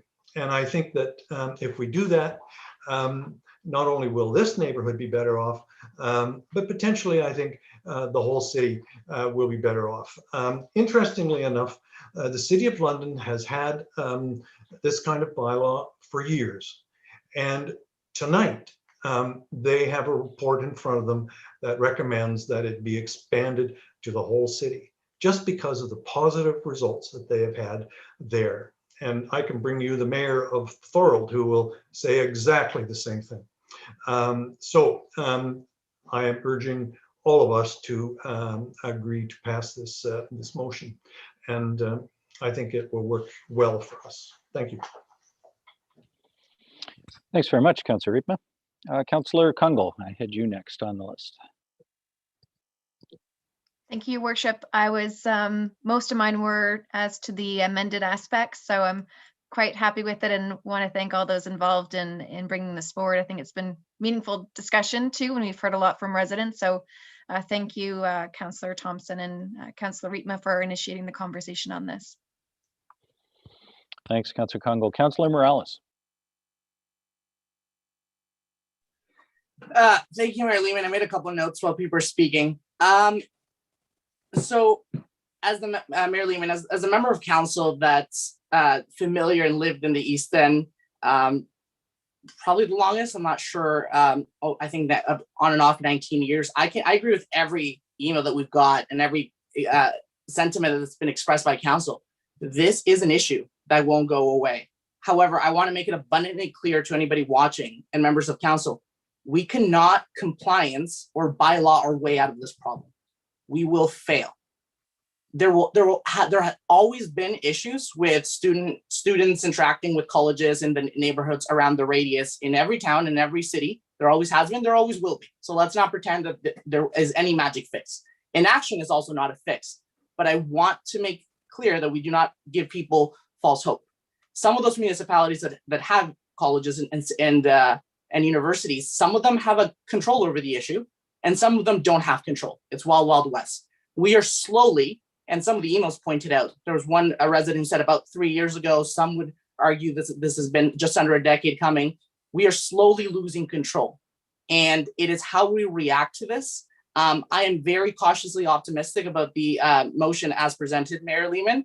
As I said, we will not be able to compliance our way or bylaw our way out of this.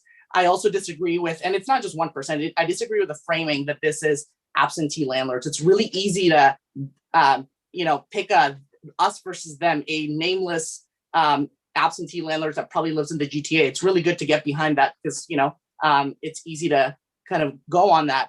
But the reality is this is as much as about landlords who aren't doing their jobs, but it is absolutely about students. As the member of council that's closest to student age, I can tell you, it is absolutely that. I saw that at my time at the University of Guelph. I saw that in my time at the University of Saskatchewan. So let's not pretend it is. And it's not about demonizing students. It's about realizing the fact that a lot of these emails we got, let's look at the list of the comments we got of students driving multiple cars, of having many friends visit them pre-COVID or during COVID, of loud subwoofers, of loud bass, of parties, of disregard for their neighbors, of rude behavior, of letting the wind sprinkle their garbage onto them, of throwing stuff over the fence. And frankly, of 17 to 23-year-olds being 17 to 23-year-olds that haven't gained the maturity yet to respect their surroundings. We will not be able to compliance our way to polite behavior, but what we can do, and Mayor Lehman, it's the amendment I'm going to move now to the current motion, is to be able to address this from the root cause. So I'm going to table the amendment. I'm just sending it to everybody as we speak, and I'll read it as well. The amendment would be section F, and it would read as follows. That a meeting, now I'm loading on my end.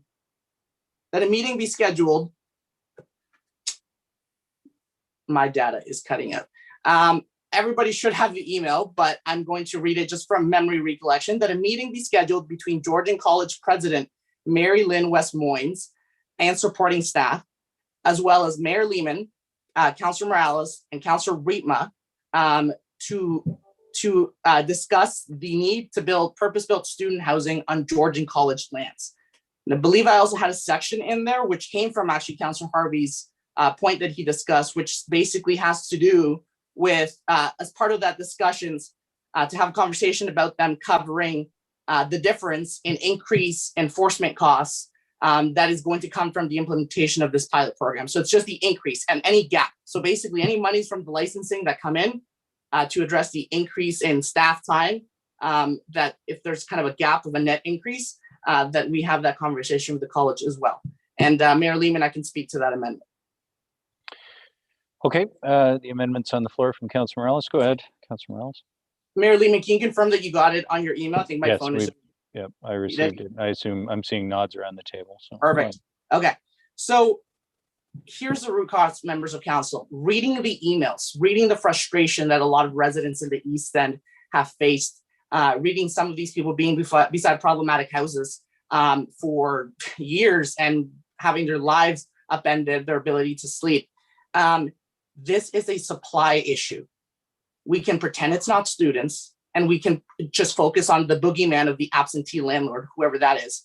But the fact is that Georgian College enrollment has gone up significantly, and that's a great thing. They're an incredible stakeholder, and they have incredible leadership in Miss Mary Lynn West-Moynes, and what they've done for this community. However, the purpose-built student housing, primarily on campus and private sector, did not keep up with the increase in enrollment, period.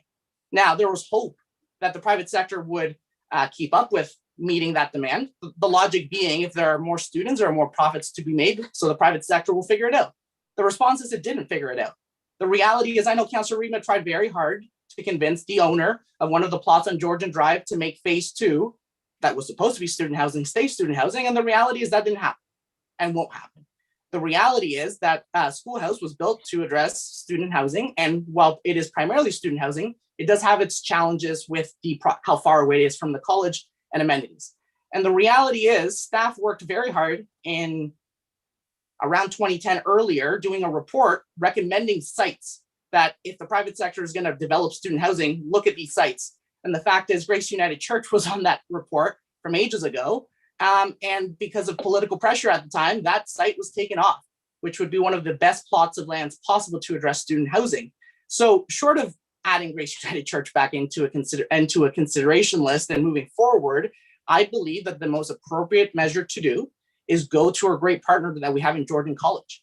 Purpose-built student housing will address the concerns people have over managing essentially 17 to 23-year-olds usually going through that growing up phase and the maturity phase about living with their neighbors. If you look at any college and municipality around anywhere in the world, for the most part, they have purpose-built student housing that has cameras, that has proper furniture, that has proper fire egress. I know that's come up in emails, design, RAs, DONs, mental health supports, and other educational support systems that we simply don't have.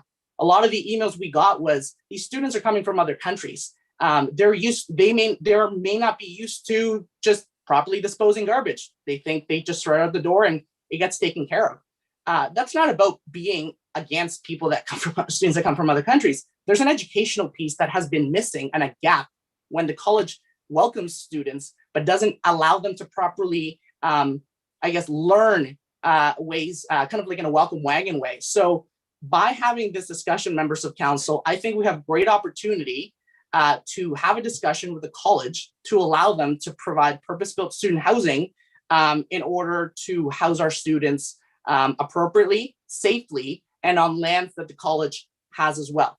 The reality is this is a supply issue. If we had appropriate supply of purpose-built student housing, the markets between student housing and the market between private rentals, so we're talking the East End family, the working families, as a councillor referred earlier, that just has a 9 to 5 and maybe rents out a basement or top floor, they would be not competing for the same stock supply as much as they do now. It would be still two markets that overlap, but it would be distinctly different. And when supply increases more than the demand is right now, what you get is a buyer's market. And in this sense, you get tenants who can be pickier, who can shop around for landlords, who can demand quality and safety. And right now you don't have that. So we can pretend that we can enforce our way or compliance or license our way out of this. But the reality is, if the market is so tight, as Deputy Mayor Ward mentioned earlier in rental, the absentee landlord boogeyman is essentially meeting an unmet need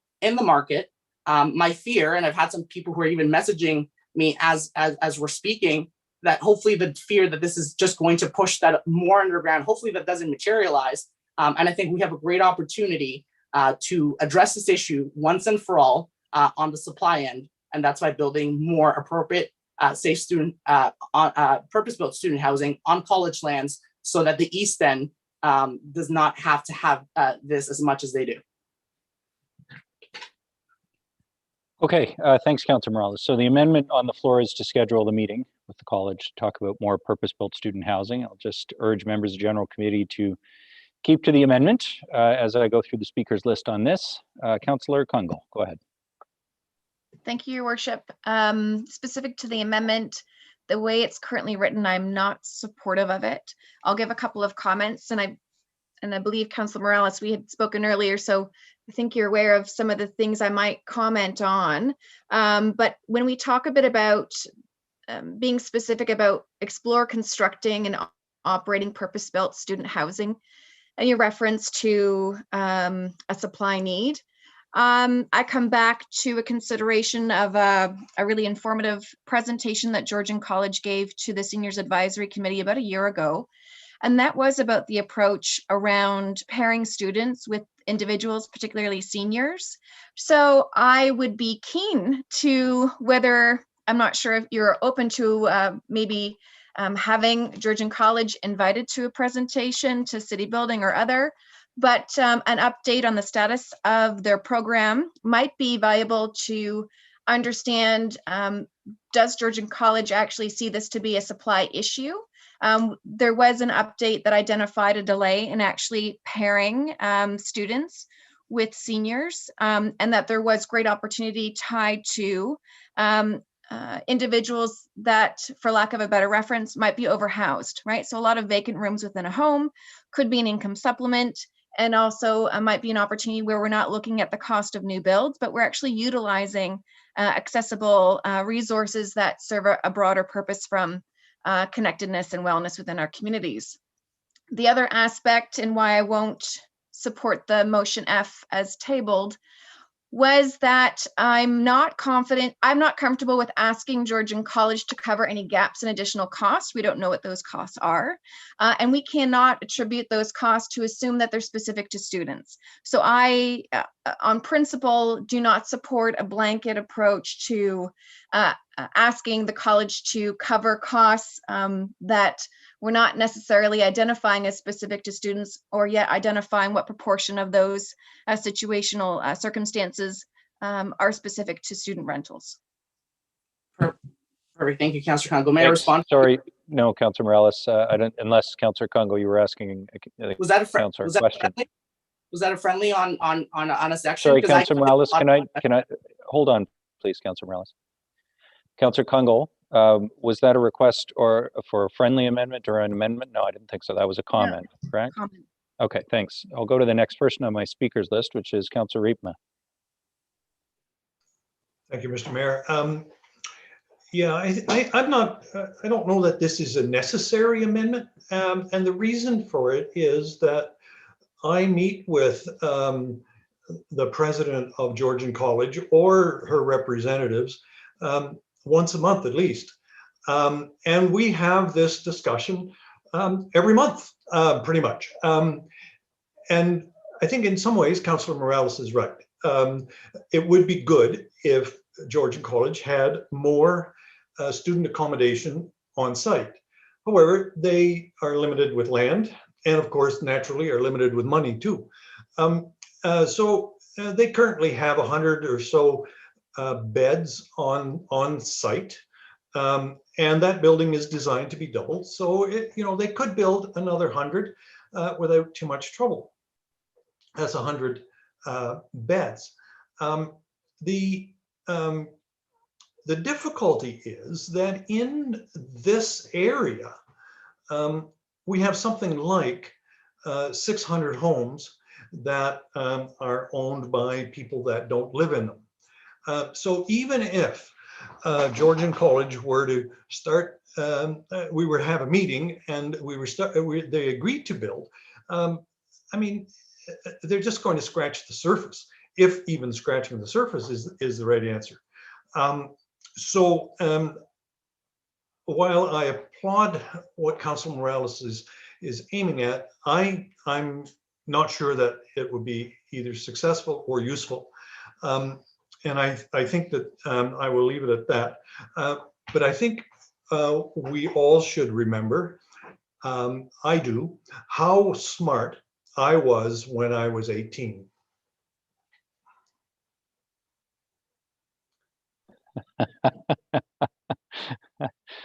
Oh boy.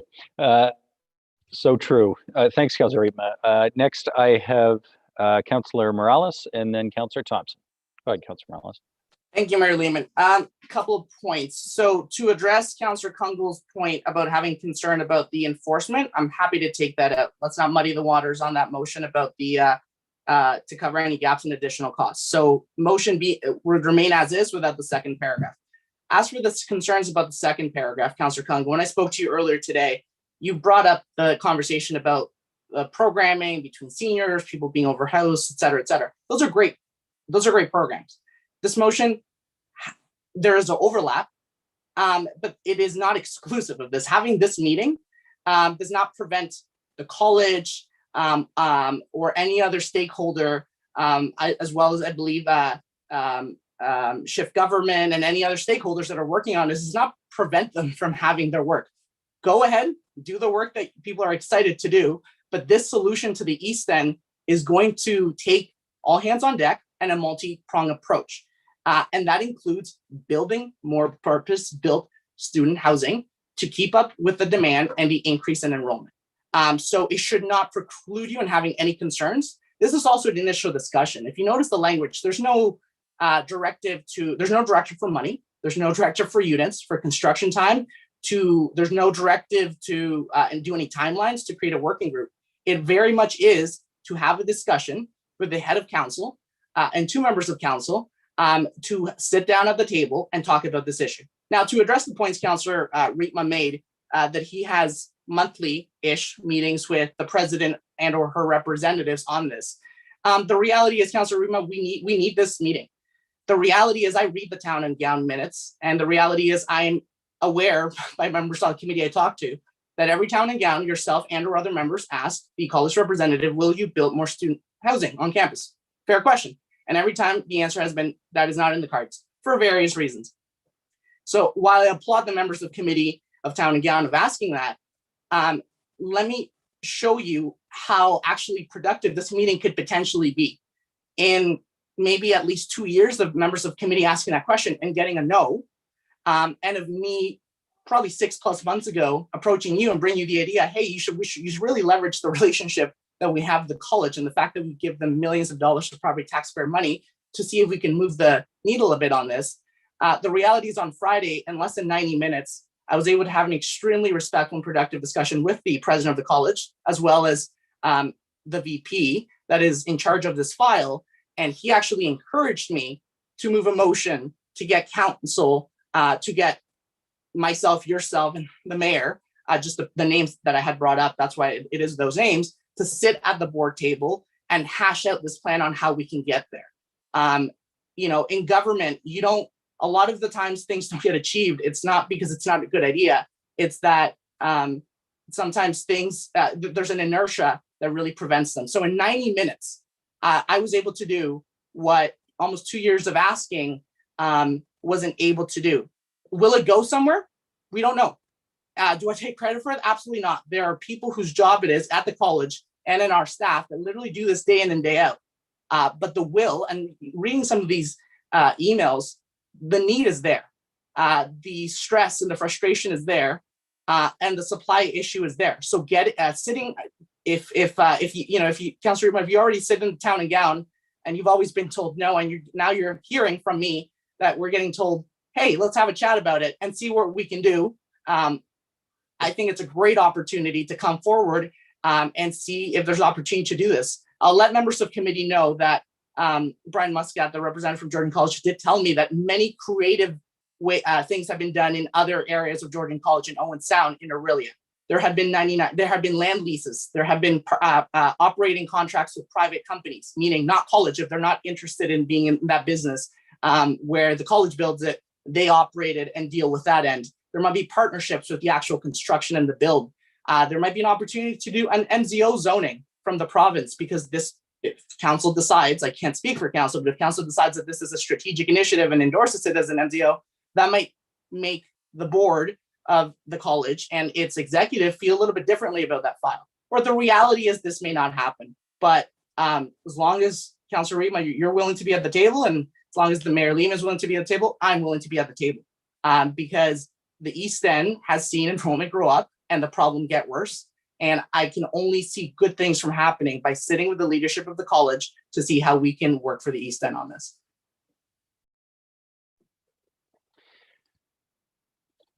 Councillor Thompson and then Councillor Natalie Harris. Thank you, Mayor Lehman. I'll be really quick. I'm going to support the amendment because I don't think a meeting will hurt, and I'm more in favor of the whole motion. But he didn't invite me, so it's not going to take my time. So I'm really supportive of that. And to Councillor Reitman's comment, I don't remember being 18. Thanks, Councillor Thompson. Councillor Natalie Harris. Thank you, Mayor Lehman. A couple things. I support the amendment as well. I like that you took out the second paragraph, Councillor Morales. I was going to ask you to do that as well. And I think it's important, obviously, that we acknowledge Councillor Reitma's ongoing work with the college all the time, and his relationship with the leaders there. But yeah, I agree. Sitting around the table with some different faces and different voices is never a bad thing, in my opinion. And maybe to have some support beside you as well, Councillor Reitma, might be good. If that's what you want, I don't know. But I think that just a really quick detail, and I'm sure that Councillor Morales wasn't intending to do this, but the students are from all walks of life and from all different cultures, and it isn't the international students that necessarily are causing problems. But so it's I think it's, yeah, like you said, maturity on all parts and just across the board on age. And I remember being 18 too. It was hard. So I support this, and I'm okay with not being invited as well. So thank you. Thanks, Councillor Harris. Councillor Harvey. Thank you, Your Worship. I'm not going to support this amendment, and for a couple of reasons. First, the second piece, I don't know if Councillor Morales actually did remove it or not, because I didn't hear him remove it, but I'm not in favor of having any conversations about Georgian College students having to start footing the bill for this enforcement piece. But also too, I'm not quite convinced that we need a motion to have people have a meeting. We've already got Councillor Reitma in place. He's on the Town and Gown. He's also on the board of directors of the Ontario Town and Gown. I don't know. I struggle supporting a motion about having a meeting when Councillor Reitma can gather together his group that he would like to have this meeting, which I highly suspect would obviously be yourself, Mayor Lehman, and whomever else he decides to bring. But to allocate it here through a motion, I'm not overly supportive of. Thanks, Councillor Harvey. Other comments on the amendment? Councillor McCann. Thank you, Mayor Lehman. And I guess we're not going to get to see the third period of the Leaf Montreal game, are we? So I am going to support this motion. And I think that this whole amendment, I was a little skeptical of, because to me, it seemed like a lot of sizzle, not a lot of steak, and there wasn't going to be a lot of action made. But, you know, something that you mentioned, Councillor Reitma, is that, you know, that there is lands you're saying that are available in the college, and they could house 100 people. And I think that Councillor Morales and Mayor Lehman and yourself putting a little pressure on the college, good pressure, sometimes gets good answers. And this is a citywide issue. And obviously it's you know, built up in the college area. So I don't see how this is going to hurt. And the only thing I was maybe going to ask the mover of the motion, or the amendment, sorry, is, you know, are you going to report back to council as a whole, or is this something that's going to be in camera, or are we going to be able to get to know what happened in that meeting? Because I would definitely be interested in hearing about that, and I'd like to be hearing about it publicly. So that is a question to Councillor Morales, please, Mayor Lehman. Go ahead, Councillor Morales. You need to come off mute, or we can't hear you publicly. Thank you, Mayor Lehman. Through you to Councillor McCann. We can absolutely write an email to council, and if your wish is for there to be a public summary of the meeting, we can provide it in the form of a memo on the additions list or something that is satisfactory to that end. And just to clarify, Councillor McCann, it would be just for the meeting. As you talked about the purpose-built student housing, there is no longer, I took that out earlier, there's no longer about any additional costs for students or regulations or anything. We're having a frank conversation, and this was actually initiated. The last comment that I had with Brian Muscat would be, I said, what can I do to somehow have this move forward? This is a very heavy boulder. This it's not going to happen overnight, and decades of the East End and previous councils has wrestled with this. And his response was, get us to the table. So this amendment is a response to that discussion on Friday. Yeah, I think that's important, Councilor. Sorry, Mayor Lehman, do you mind? No, go ahead. Thank you. I think that's really important part, Councilor Morales, that the college is actually wanting this meeting as well. And I'll leave it up to you and the mayor and the ward councilor. You know, if things are mentioned in that meeting that need to be sensitive, they don't need to be public, but just let you know that I would like to know the outcome, know the guts of the meeting, and see if I can help in any way moving forward. So thank you, Councilor Morales and Councilor Mayor Lehman. Thanks, Councilor McCann. Councilor Jim Harris. Thank you, Mayor Lehman. I've just wondered, and I don't know if Councilor Eva has this information, but just curious, do we know if through Town and Gown, if Georgian College guarantees residence to all first-year students? Councilor Riepma, are you able to answer that? The answer is no. And I have, that's been part of our discussion, is that I think sometimes it would be much wiser for them to have all first-year students in some form of residence if they don't live in the city. But at the moment, no, they don't do that. Thank you for that answer. And you know, I think we can overcook this, for sure. But given that I believe having more options for students is good for students.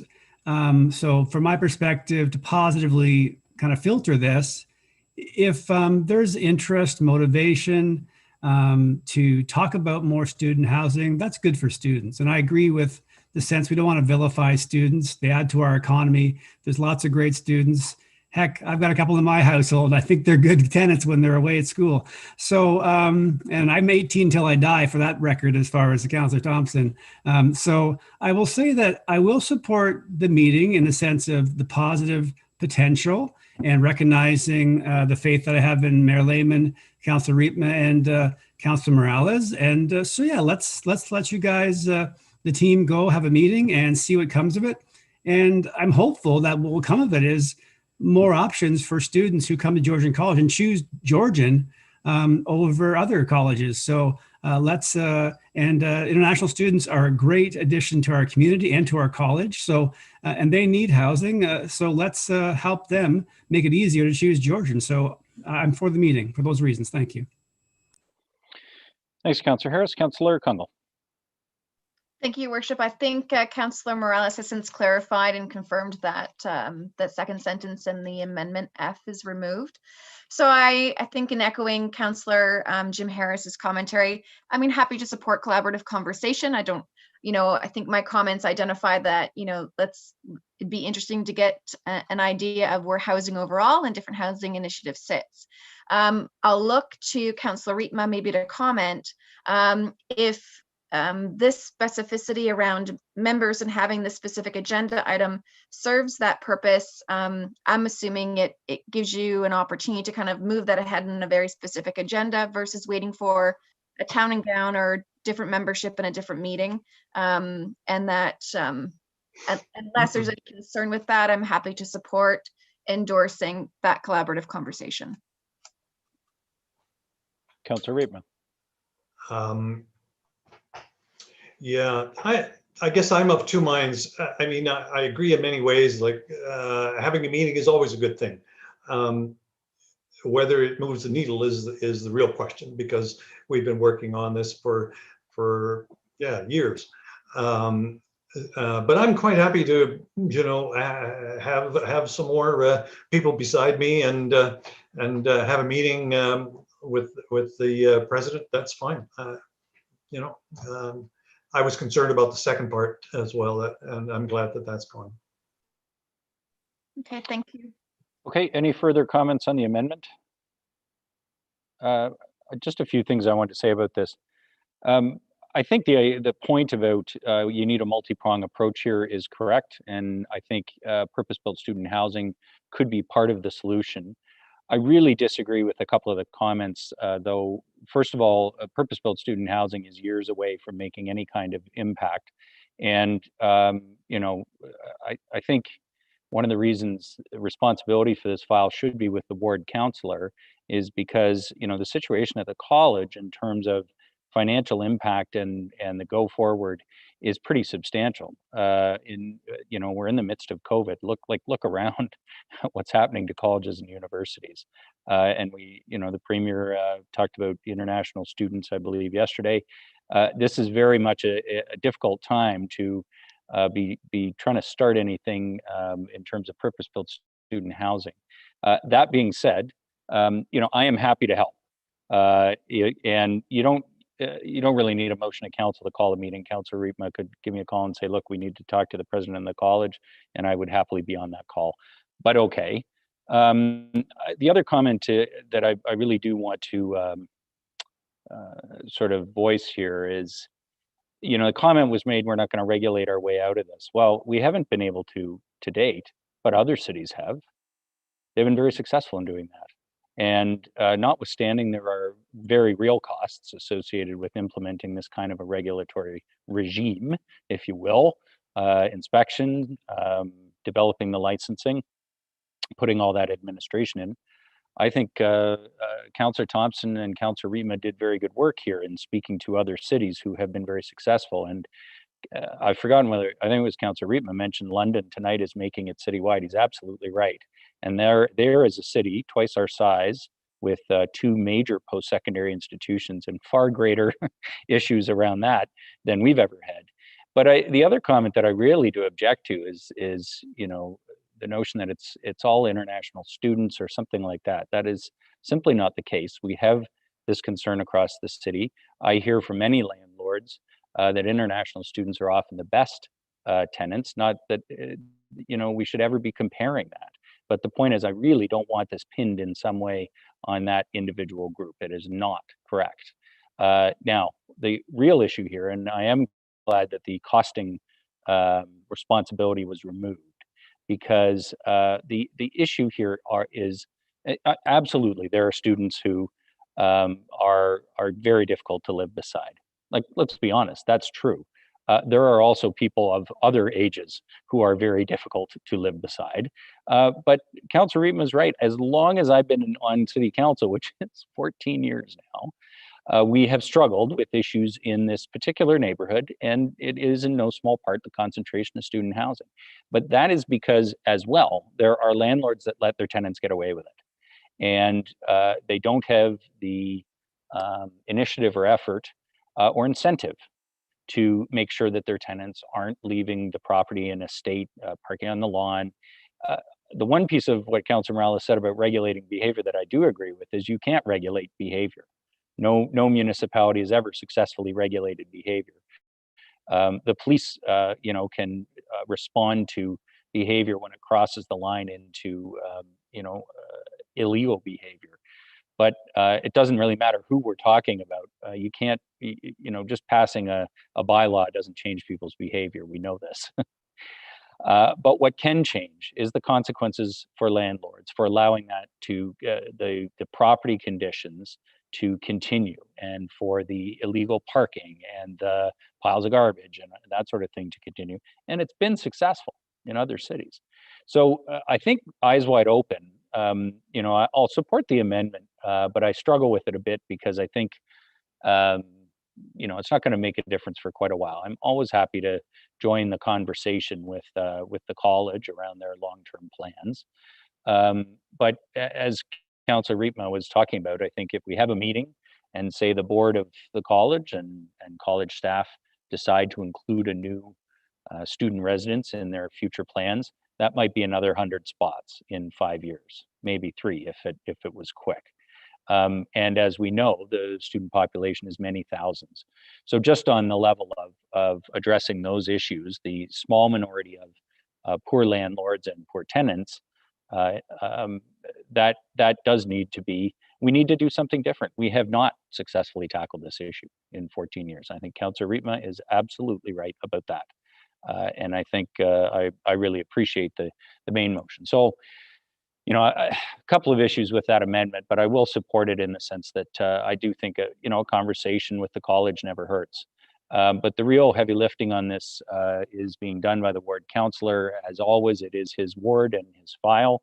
And I appreciate the words of support around the table, I think, for an approach that says, this is working in some other Ontario cities. And I'm happy to provide a conduit as well to some of the other cities where I'm aware of these issues. It has to be done right. There are cities where it has not been done right, and it's either resulted in legal issues around enforcement or it hasn't been effective. But in other cities, it really has worked. So I am actually going to support the amendment and ultimately the main motion too. So I'll call the amendment. A question on the amendment. Oh, sorry, Councillor Harvey, go ahead. Yeah, just a point of clarification, just so because the friendly from Councillor Harris actually turned out to be letter F. So I believe this would be letter G instead, just so that way the other piece doesn't get lost in the mix here. Good catch. So this is the amendment to include a new paragraph G for the meeting with the college. All those in favor of the amendment? Opposed? 1. Okay, that carries on the main motion as amended. Any further comments? Councillor Thompson, then Councillor Morales.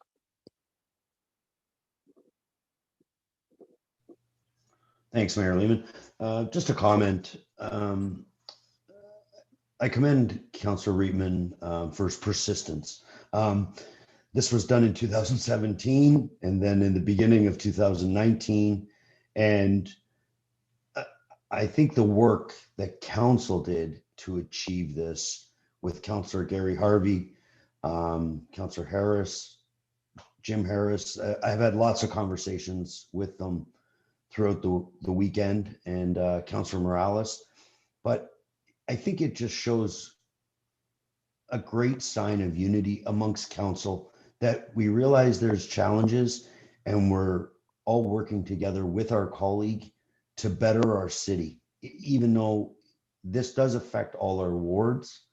But, you know, the main challenge right now is within the college boundary. And I just think it was great work to get to a good place that, as Councillor Harvey said, a little bit of meat on the bones.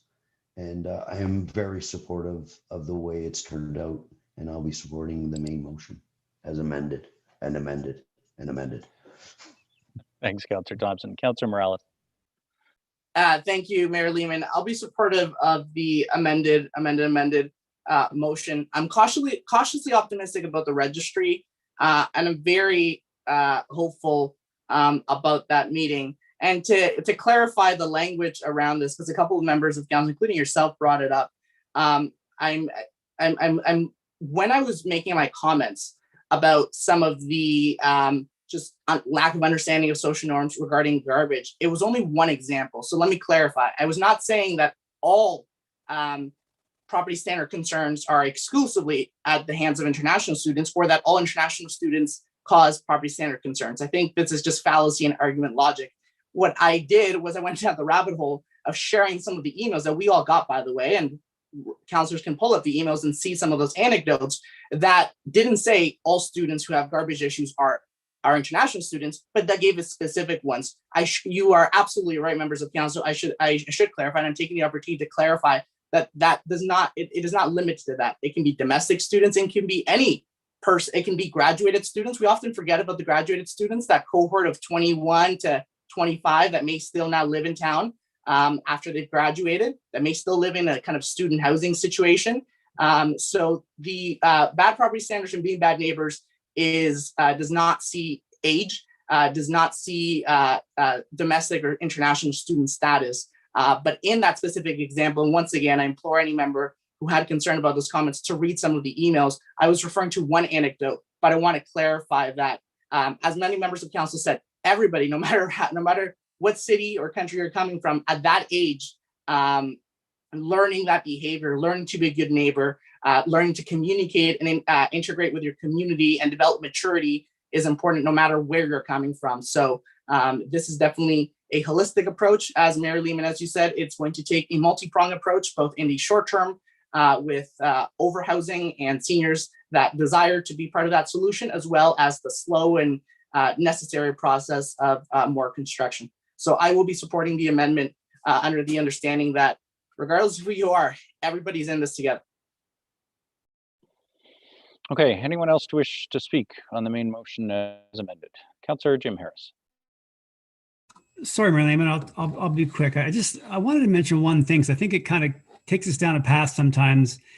The tag absentee landlord, it's using the pejorative, and I think that what we're saying here is landlords that don't live at their rental property. I just, because sometimes, you know, that's the name or that's the label, but the definition is sometimes misunderstood, that it's absentee landlord means bad landlord. That's not what it means. It means you don't live in the house that you rent out. So I just wanted to make that comment, because not everybody, I'm an absentee landlord by definition, but I think I'm a really good landlord. You know what I mean? So I just want to make that point. We're not putting all landlords in the same bucket. Absentee landlord doesn't mean you're bad. So I just wanted to, for the record, thank you for letting me make that comment. Thanks, Councillor Harris. Any other comments on the main motion as amended? Several times. Seeing none, I'll call the question. Those in favor? Nobody is opposed. That passes unanimously. Okay, we have three other items that were held. Four, actually.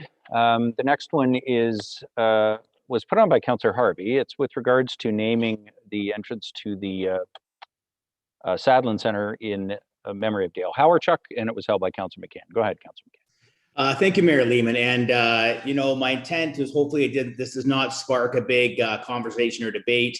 But as I was reading our general committee notes on Thursday, I came across this item discussion, and I just got a real sense of pride and a real great sense that serving with Councillor Harvey, you know, I preach this to my sales team, to my staff, that, you know, nobody cares what you know until they know how much you care.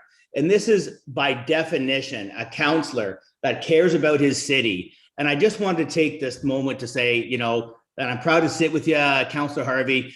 I've had numerous phone calls about this.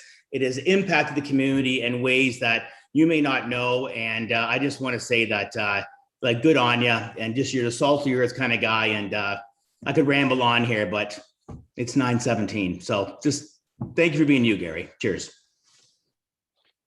Thanks, Councillor McCann. And I assume you put the motion on the floor as printed? Yes. Okay. So the items on the floor is printed. Any other comments?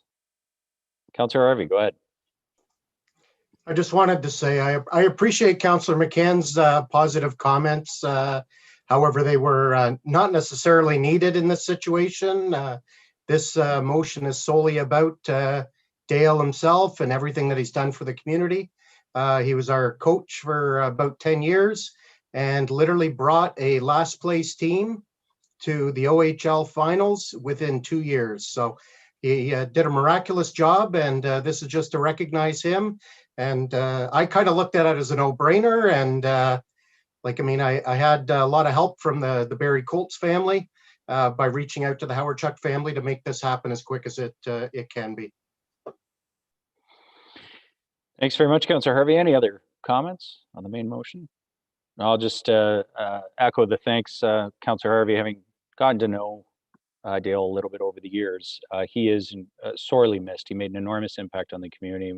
CTV was asking me today about this item, and you know, the impact throughout the hockey world. I mean, you know, a Hall of Famer in our community to begin with, just from his playing career, but his impact on so many young players as a coach, and obviously bringing our club so far along. So thank you for moving this motion to recognize him. I'll call the question. Those in favor of the item?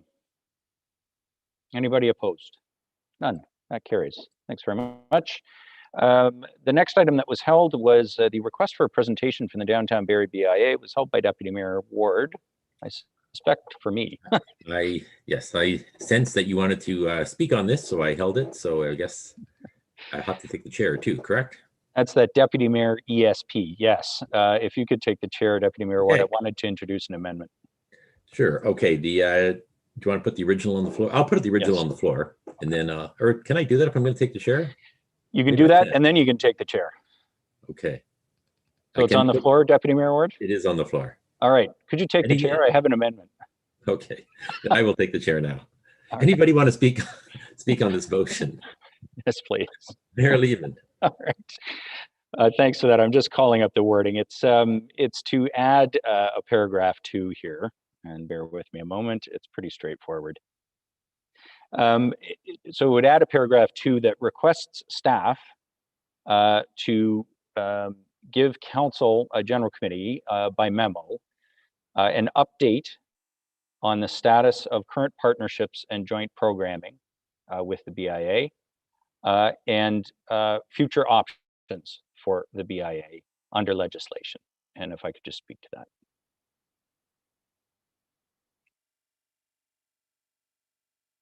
Mayor Lehman. Thank you. Yeah, so there are a couple of partnerships, of course, with the BIA that we're in the middle of.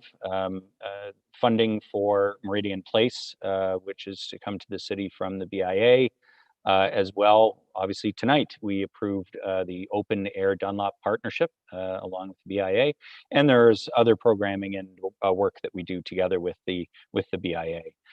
So just that's the easy part of the memo in a way. I'd like an update on the status of those and any concerns around that at the moment. And then the second piece is because Councillor McCann's motion includes expansion, which I think is one potential option. I think Council should just have a joint understanding, and the public should have an understanding of what our role is with BIAs and what options City Council has with regards to the future of the BIA. That's set out in legislation. It should be something that our clerk or our Ms. McAlpine, who has extensive experience in this over the years, could probably do out of her head. But I just wanted that to be part of the public information, or the council's information when we get the presentation, and also understand what the status is of the agreements and programming that we have joint with the BIA. So in support of Councillor McCann's request and the opportunity for them to come forward and talk about the items that are in the first paragraph, this would add a second just to get some additional information from our staff so that we can go forward after that discussion. And just one other comment I wanted to make on the amendment. I think our BIA staff are doing tremendous work.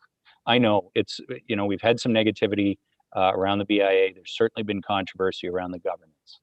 But in the background are some people deeply committed to our downtown. And I would have said that about the former executive director as well. But the current executive director, Ms. McKenna, is doing spectacular work. They are deeply, deeply committed to helping the downtown recover from COVID. We have a major step forward tonight with the BIA. So notwithstanding, there are some real issues we need to talk about here.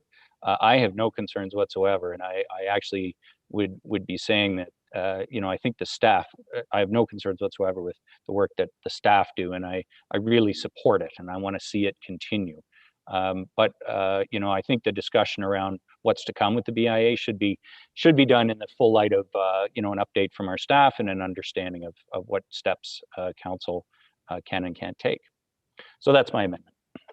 Okay, thank you, Mayor Lehman. Was there a date on that amendment, or just come forward as soon as it? No, sorry, I should have clarified. I was looking for the memo at the time of the presentation. Okay.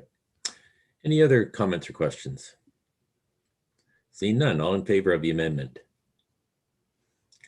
Okay, it's passed. Now I believe the chair will go back to you for the main motion, Mayor Lehman. Thank you. On the main motion as amended, any further comments? Okay, seeing none, I'll call the question. Those in favor of the motion as amended? Any opposed? None. That carries. Thank you, members of General Committee. The last item that was held, or the last public item that was held, was put on by Councillor Natalie Harris and held by Councillor Natalie Harris. It's about stop signs and the warrants during the COVID-19 crisis. Councillor Natalie Harris, go ahead. Thank you, Mayor Lehman. I'm open to adjusting the wording. The plan with this motion or item is to, I'll put it on the floor, sorry, as printed, is with the decrease in traffic right now, we are not even coming close to meeting the requirements of where we may have been approving stop signs had the COVID-19 not been happening. Now, the hope in the future is obviously that will be COVID-19 will be in the past and that people will be able to go back to work, etc. But in the meantime, I just feel like I had conversations with staff, and they gave me some data about the decrease in what kind of average we're looking at for the decrease in the traffic right now. It's about 20%. And I just think it brings council an option to have those discussions still during COVID-19, because we do hear from our constituents and our residents that they have valid concerns and they want stop signs in certain areas. And with the numbers, it's just a no. And I've even been saying to certain people, you know, we'll wait a little bit and maybe the numbers will pick up and we'll try to do the research into it then. So it's just a bit of a delay. I think it's just going to open up the conversation a little bit more, that we aren't ignoring that there are some areas that probably do need these stop signs. It kind of came up in our conversations with last general committee as well. So yeah, if anybody has any questions, I can answer that, and thank you. Thanks for that, Councillor Harrison. I assume that item is on the floor as printed for the moment. Yeah, okay. Any comments on the item? Councillor Jim Harris. Yeah, I'll be quick, Mayor Lehman. Thank you. I definitely will support this, and I do recognize, having been one of the parties that were involved in the four-way stop most recently, recognizing that the warrant was indicated for Cox Mill and Dock Road, but I also recognize that the challenge that Councillor Thompson had with the numbers, and recognizing in investigating, he had 81%, so which is an A- in most grades systems, but didn't quite make the grade. But I will say, in our investigation, the numbers for four-way stops were changed in, I think, late 2018, 2017, in that ballpark. So actually, it would have met the old standard by 116%. So just for the record, that stop, and it was 100% supported by the residents, I believe. Council Thompson had a survey. So just want to say that was not an egregious kind of thumbing of nose at the rules. And this certainly would, with this change, given the COVID impact on pedestrians and travel, would make this, it would make the standard. So I'll support this. Thank you. Thanks for that, Councillor Harris. Any other comments? Okay, seeing none, I'll call, Councillor Sergio Morales. Councillor Morales. Thanks. To question the staff, I'm going to start with Ms. Miller. There we go. Ms. Miller, would it be possible to take Councillor Natalie Harris's amendment, or item for discussion, and essentially allow councillors to work directly with staff about getting these benchmarks, doing these investigations, not to approve them, but for staff essentially to do this and then come back with a report, knowing that staff have a lot on their plate, without it having to come for an item for discussion. And this is what I mean. I'm not trying to circumvent the process of a councillor has to put it on the agenda, item for discussion, general committee approves it, goes off to the report, comes back.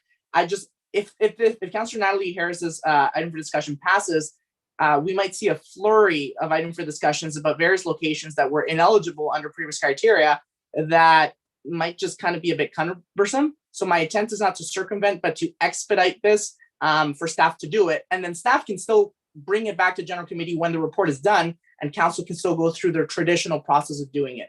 Would that be possible? Would that be something you recommend? So 2 questions. Would that be possible? Would that be something you recommend? And if not, or if yes, how would you propose as the most efficient way that addresses the fact that you might have 10 councillors that bring back locations that were previously either already put to rest or not applicable? Through you, Ms. Mayor Mallory. Lehman, to Councillor Morales, staff take direction from council. So we would need the item to come to council, and council direct staff to complete the investigation. And once staff are directed to do so, they will complete their technical work. They will present that information. If Councillor Harris's motion goes forward, we will present the technical evaluation based on provincial guidelines. We will make a notation of the reduction of the 20%, and then it continues to be council's decision how they would like to approve or not approve the stop signs.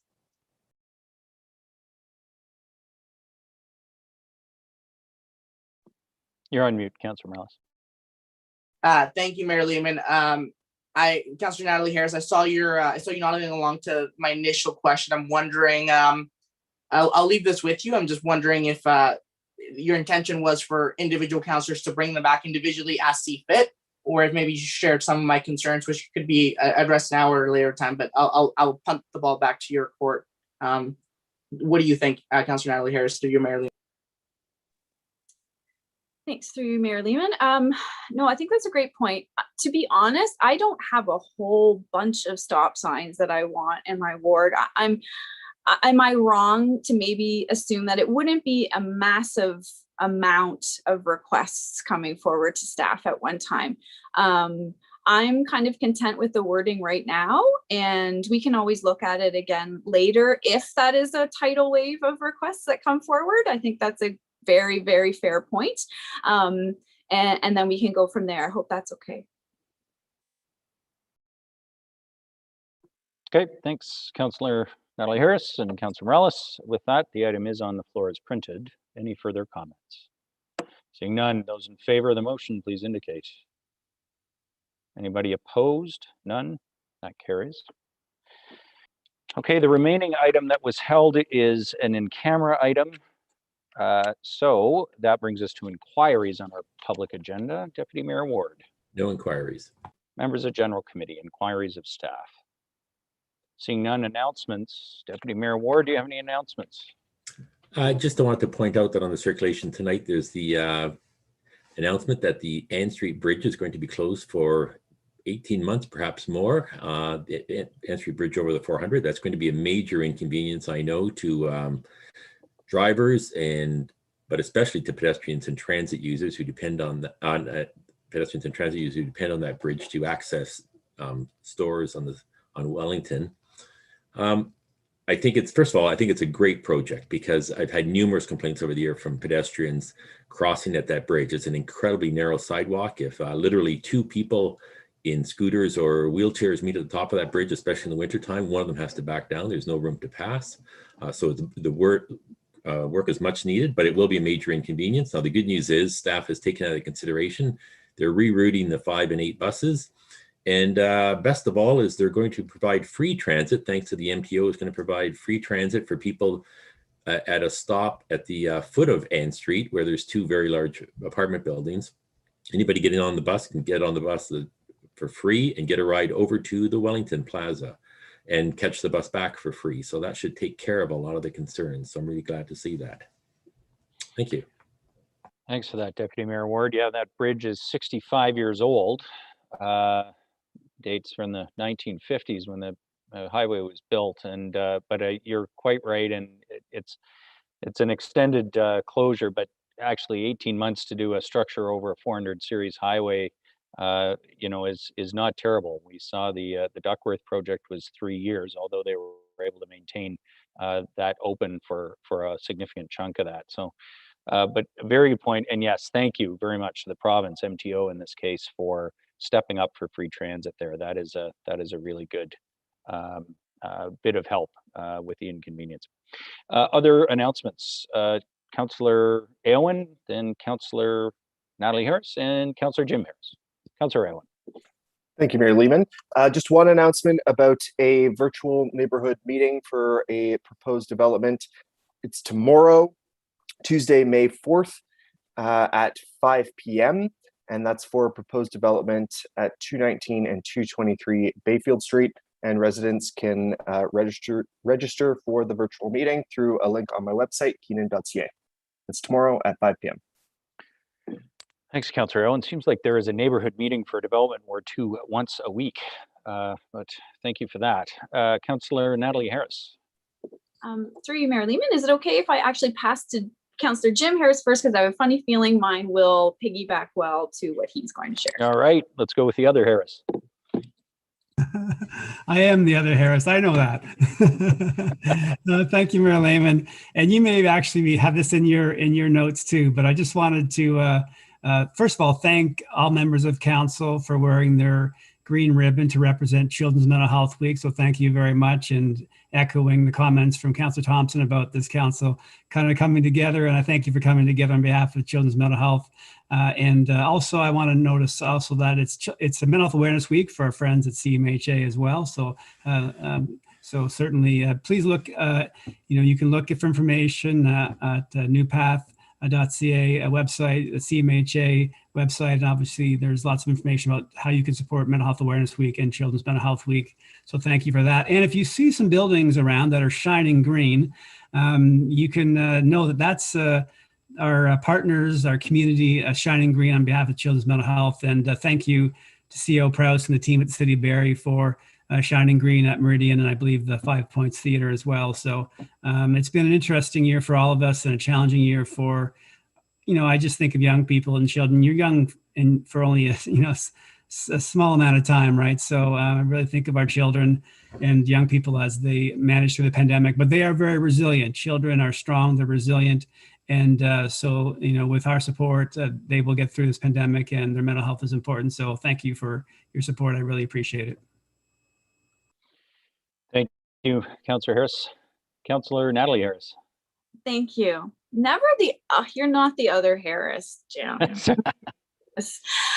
So yeah, thank you so much. My announcement is about that as well. So I had a really great opportunity to have a meeting with a group of youth from Future Majority a couple days ago, and they are campaigning at this time, because it's this mental health time, for better access to mental health for all. So I wanted to actually bring them and present for them to do a little bit of a presentation. Their campaign will be finished by the time that they could come. So on behalf of them, I just want to share really quickly what they would have been looking for City Council to endorse, support, what have you, and then we can maybe discuss that, and any other politicians that are watching as well. This is still an opportunity for you to just Google or search Future Majority and see what they're looking to do right now. So really quickly, it's cross-partisan support for accessible mental health care. And we, the undersigned, agree that improving access to mental health care is essential for combating the mental health crisis in Canada.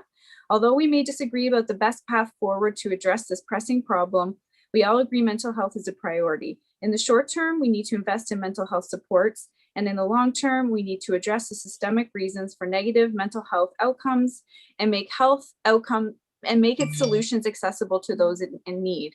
In this moment of political polarization, we need to put aside political differences and recognize our common humanity by locking arms in the common cause for improving access to mental health care for all Canadians. So I have signed this and endorsed it, and they were going to come and do a presentation, which was just absolutely phenomenal. Blew me away. I was renewed, had renewed faith in our future. I know our youth are amazing anyways, but these four young ladies that did a presentation for me, my jaw was just on the ground. They were just so impressive. And if you want more information, just reach out to me if you'd like to sign this as well. Thanks. Thanks very much, Councillor Harris. Any other announcements, members of General Committee? Councillor Congo. Thank you, Your Worship. And I know we've got an amazing staff, but I'm going to put a spotlight on a thank you with one that's been helping out with the town halls. And I know Mayor Lehman highlighted Lauren during the town hall, but several of us have been going through our town halls and have some others coming up. But it's really just a shout out and an echo to Lauren in the mayor's office around all the fantastic facilitation you do around supporting access to our residents, having the opportunity to raise questions of interest, have good dialogue, and to be connected with us in this difficult time. So thank you, Lauren. And it was a great Ward 345 event, and our appreciation to you.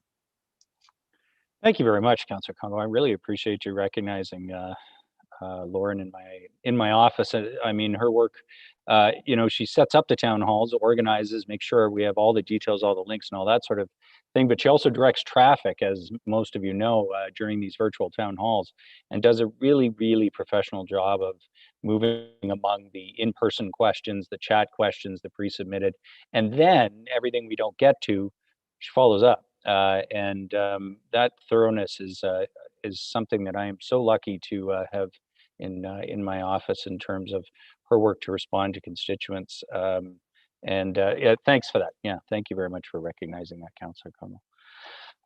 Others who have announcements tonight? Any other announcements? Okay.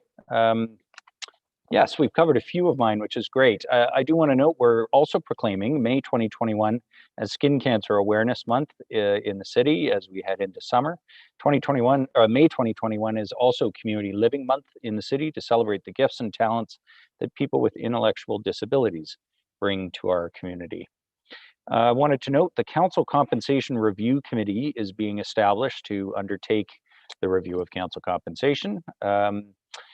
Interested individuals should have a background or experience related to finance, accounting, or human resources. Given the nature of the committee, the city is seeking to appoint 5 citizen members for a term of office from May 2021 to January 2022. All the details are on the website at barrie.ca. Applications are due no later than 4:30 on Friday, May 14th, so a week from Friday.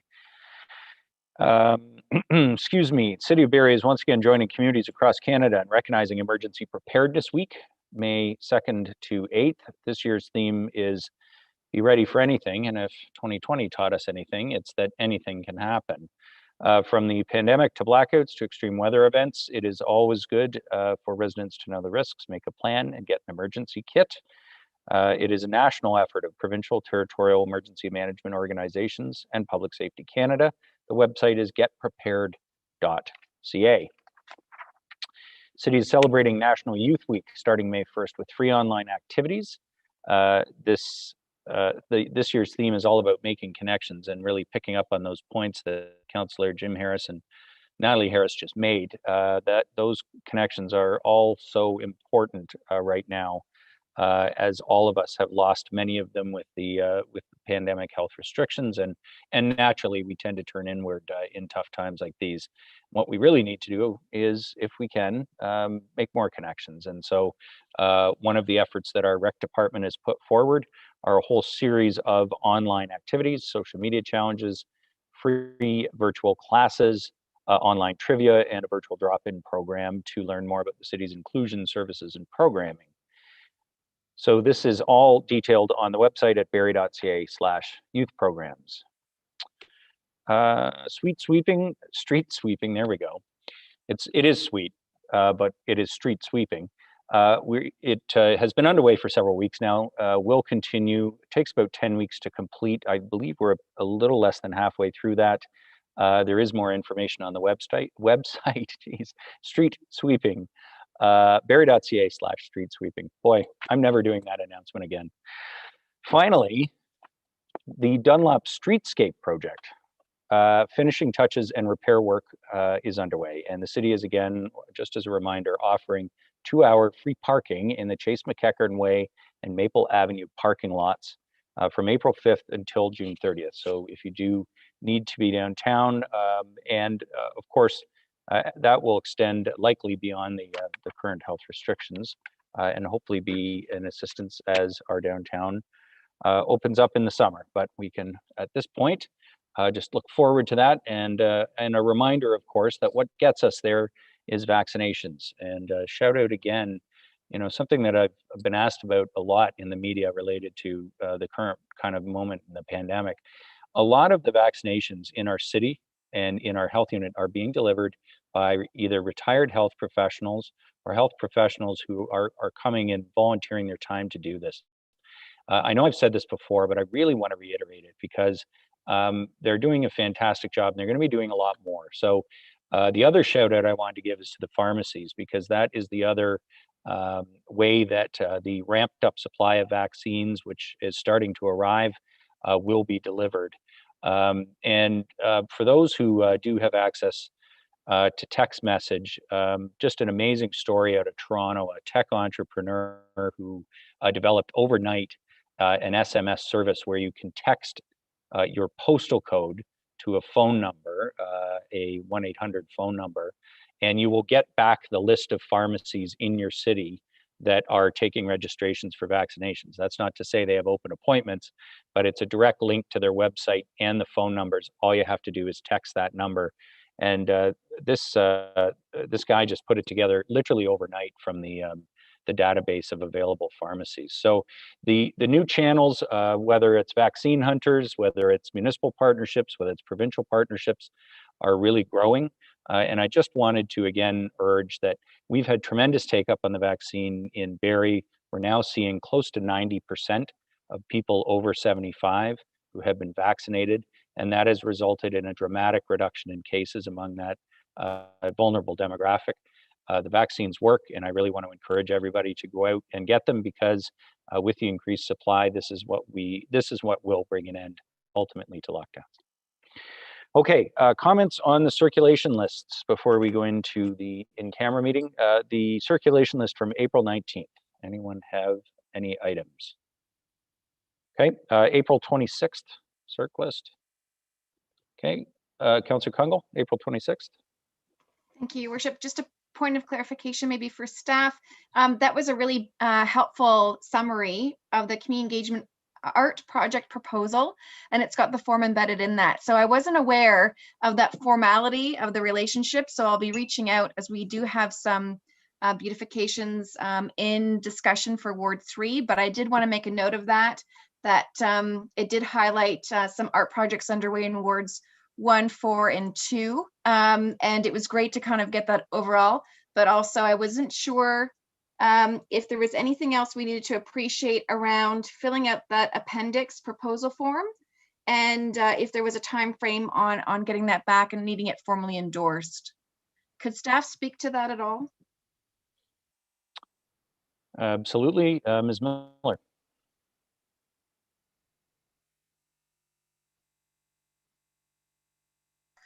But of course, I'm on mute. Through you, Mayor Lehman, to Councillor Kungle.